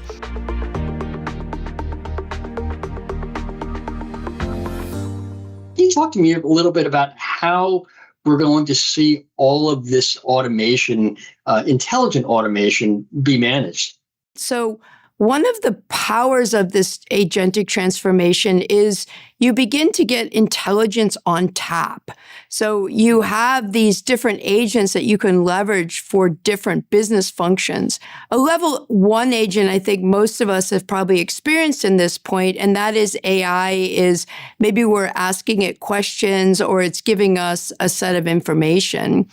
And then you have level 2 where the human is actually directing the agent to conduct some sort of task, and then the business rules dictate when the human will get involved, and it may be just giving the human information so they can make a better decision. And then level 3 is where you see these agents actually taking action aligned to the business rules and the human being in the loop aligned to whatever business rules you set. So what you'll find is that the goal of how we're thinking about agentic AI is we want humans to continue to work in the way they do today. We want them to have a personal assistant that transcends with them throughout their day, whether in their business data, their productivity data, whatever tasks they're doing. And then they will have intelligent apps that let them manage some of these autonomous agents. But those agents can dock into their personal assistant. They can dock into their agents. So we really want that humans continue to work the way they do today, that this AI will sort of collaborate seamlessly with them. And that's why you see that using both intelligent apps and kind of Copilot in this chat interface have their place depending on what the human's trying to accomplish. And so we want this all to kind of slot in more seamlessly versus thinking about it as like they have to change as much the way they work. Right, that makes sense. But I guess one thing that I'm particularly curious about is as we move into this world where we have agents that work alongside of humans, and there are obviously going to be agents that work sort of autonomously, obviously still with a human in the loop to make sure that they don't go off the rails. How do you actually coordinate multiple AI agents across a platform to make sure that, you know, the agents do what they're supposed to do when they're supposed to do it? Yeah, it's an excellent question. It's very inherent in the platform we're building across both Copilot Studio and Power Platform, and of course some of the pieces in Azure. But it is very straightforward to design for a particular agent what its rules are, what it's allowed to do, what knowledge it has, what memory it has, what kind of guardrails it needs to follow. And what we see as customers are moving to these level 3 agents is they're really thinking through their business processes and chunking those up into reusable components. So maybe, for instance, you interact to gather information from an external company, and you do that for several business processes. You might build a dedicated agent that does that and gathers that information. That will have a set of business rules that you set for that agent. It will have a set of points where you escalate to a human or where the agent can actually take action. And then that agent may talk to another agent. Again, you define what that communication is and the business rules. So it's very configurable to what your business policies are, what your risk tolerance is, depending on the impact.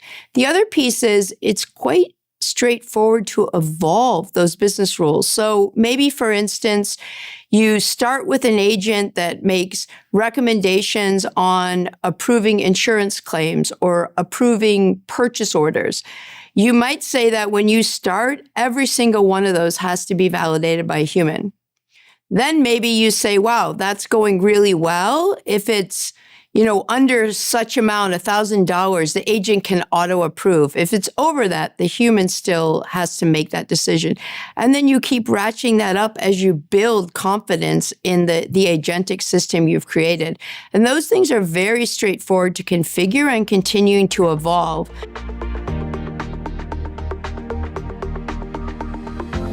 Actually, how does Power Platform help to sort of manage that as you're talking about multi-agent orchestration across different modalities, whether we're talking about chats, applications, and back-end systems, because that seems like that's going to be a core sort of requirement as organizations, whether they're dealing with regulated industries or not.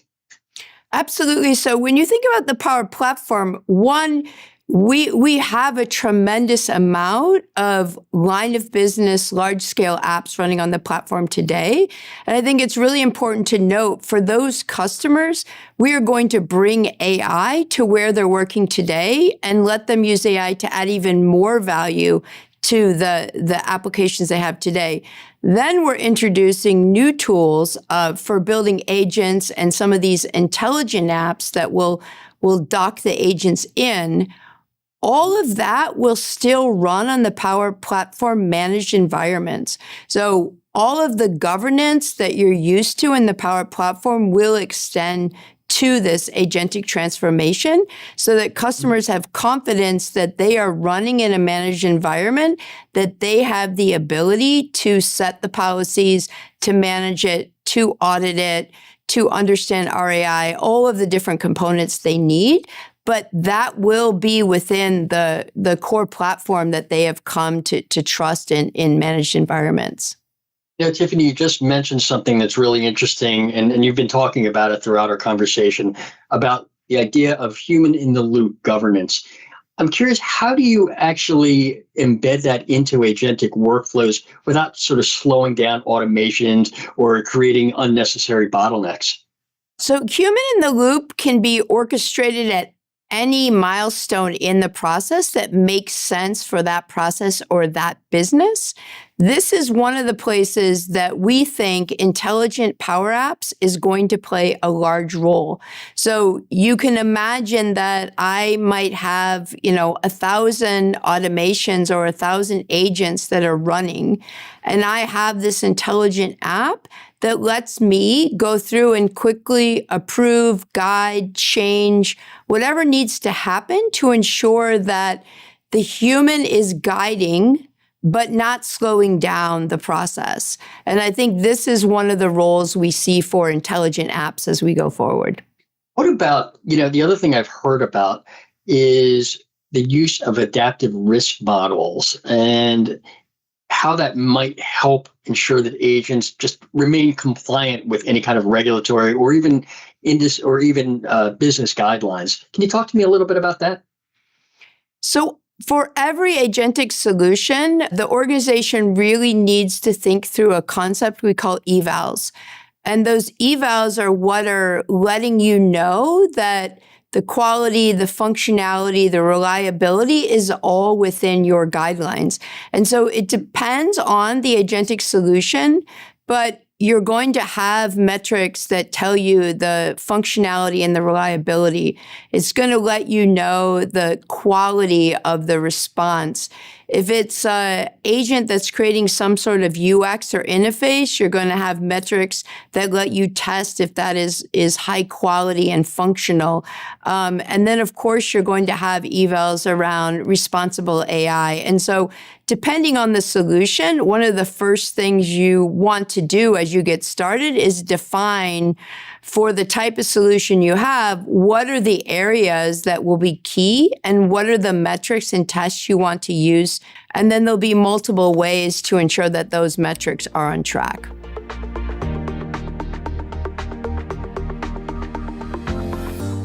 So we've heard a lot about agentic AI, but one of the things that I hear from talking with companies is that there's still a little bit of fuzziness or confusion around what sets agentic AI apart from sort of the chatbots or assistants that we become accustomed to dealing with in our everyday lives. There's a number of things. One is that an agent, if you give it to them, has memory. So they can remember previous conversations with you. They can remember previous context. The second is that the agent can learn. You can continue to train it on knowledge, and it can continue to learn and be more and more helpful as it goes along. It also has not just the initial knowledge that you trained it on, but it has generative AI, which helps it to fill in the knowledge that you've given it. So you can think of it as all the power of the orchestration and the LLM or the large language model with your specific information on top to personalize it. All of those are things that chatbots could not do. Chatbots also cannot take action. So chatbot was a great at the time, but it's really more of like a Q&A with very curated answers. When we get to LLM, it has all of these richer capabilities. And so it's not only quicker to get the information back to the human, but it also can do more of that on its own because of the context, the shared memory, the knowledge, and the fact it can take actions. Well, one of the things I think that agentic AI is really sort of building on is that chat modality where you're able to use natural language to interact with it.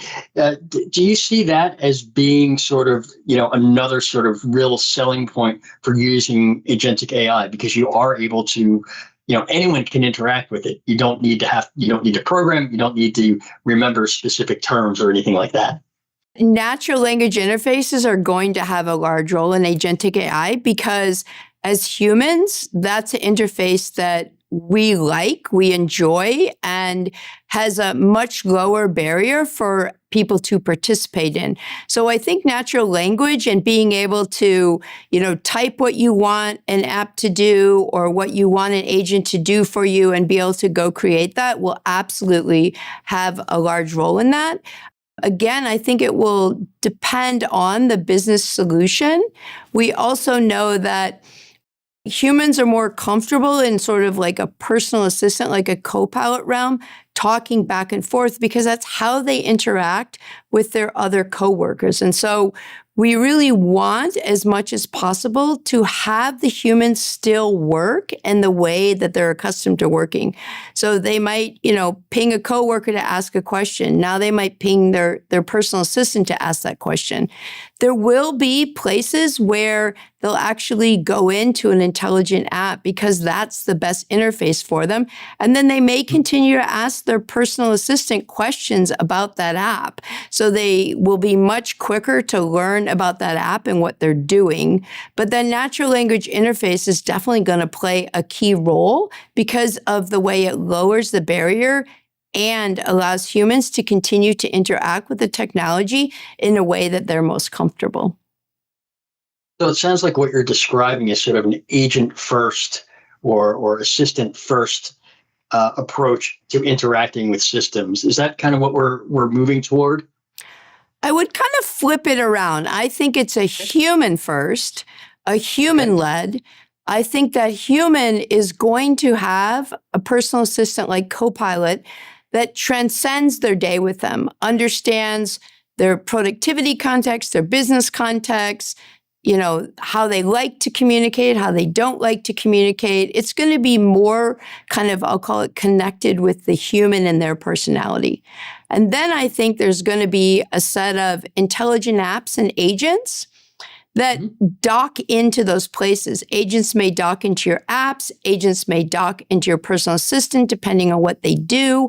All that together will build kind of the new tapestry of how we work and how we move forward.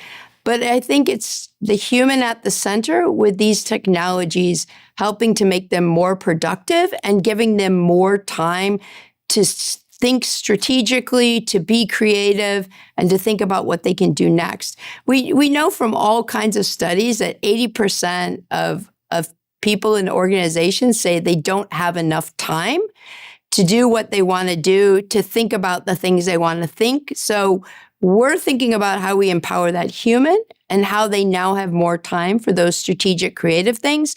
And then this technology is really helping them along the way.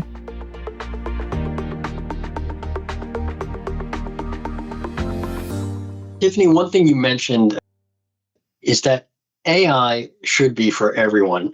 And I'm curious if you could talk a little bit about how agentic automation can help ensure that people with disabilities aren't just included, but actively empowered as they're working and using enterprise workflows.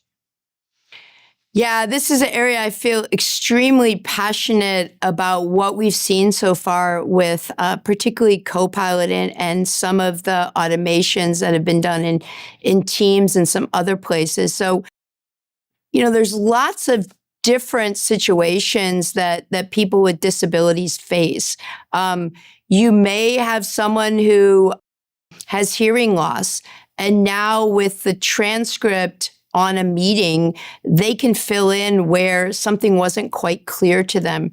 You may have someone who has ADHD who focusing on the meeting and the notes, they feel like they miss out on both fronts. I think that's a human experience across the board.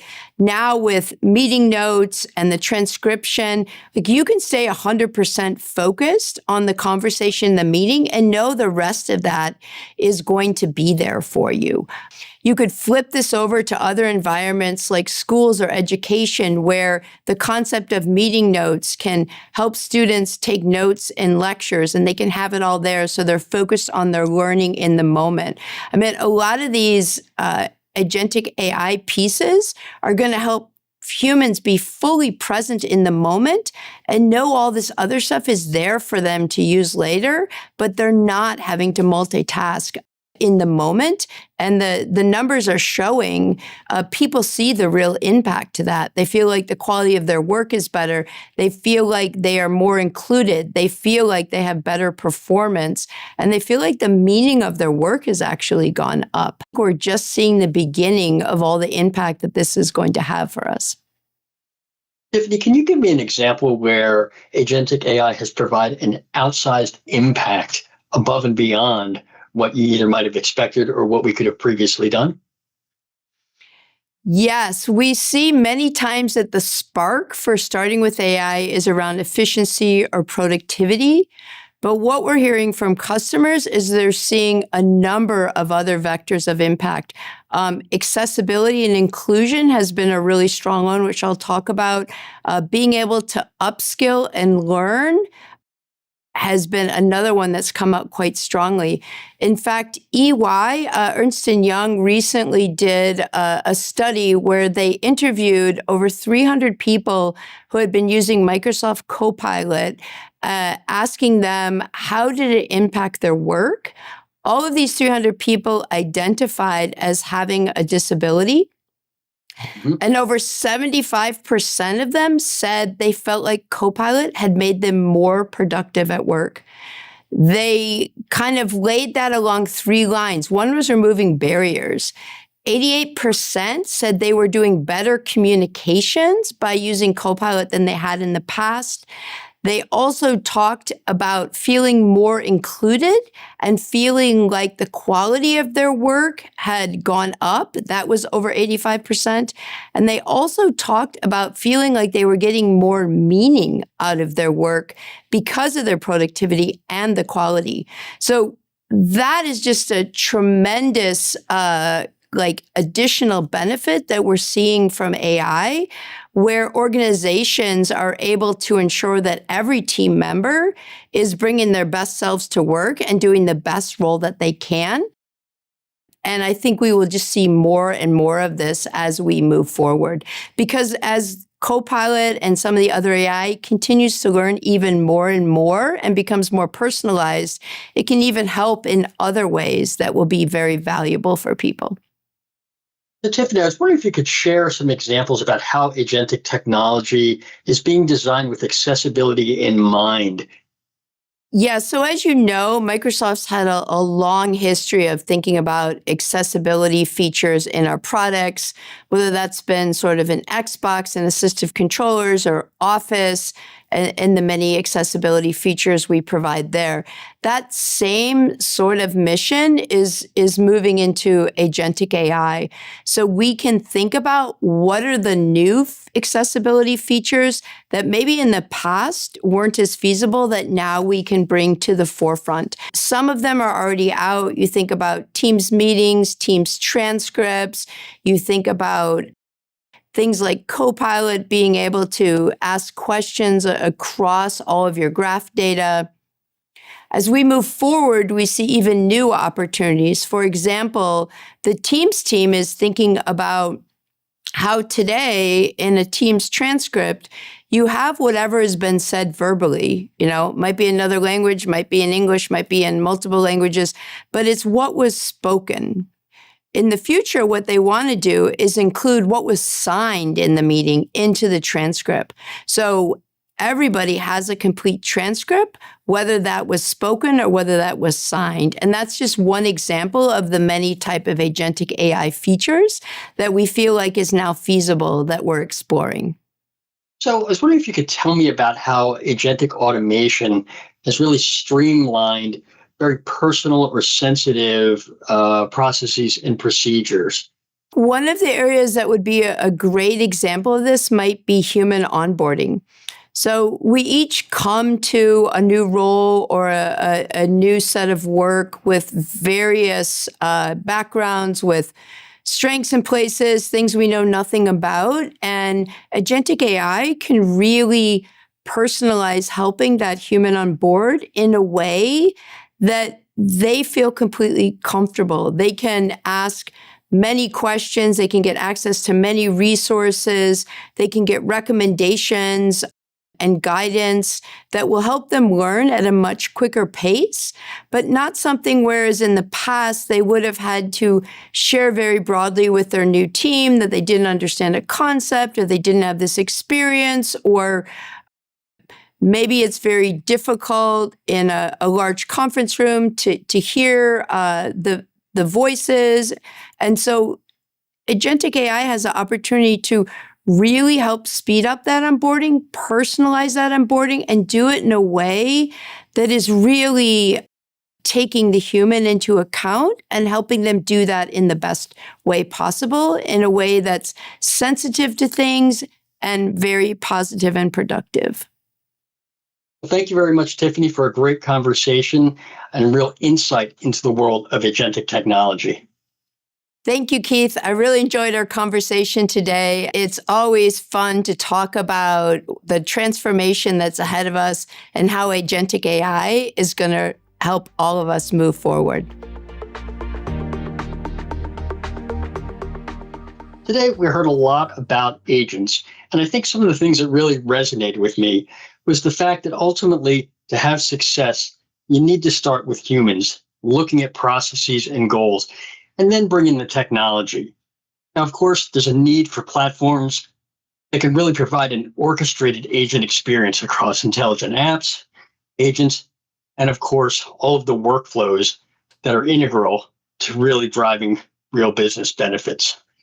And ultimately, the other thing that really sort of resonated for me is the ability of agentic technology to improve the experience of people who may have disabilities, and to do it in a way that really takes into account how they're feeling and not really kind of separating them from the rest of the employee base or other customers, but to do it in a way that's empathetic and, again, can really drive outcomes.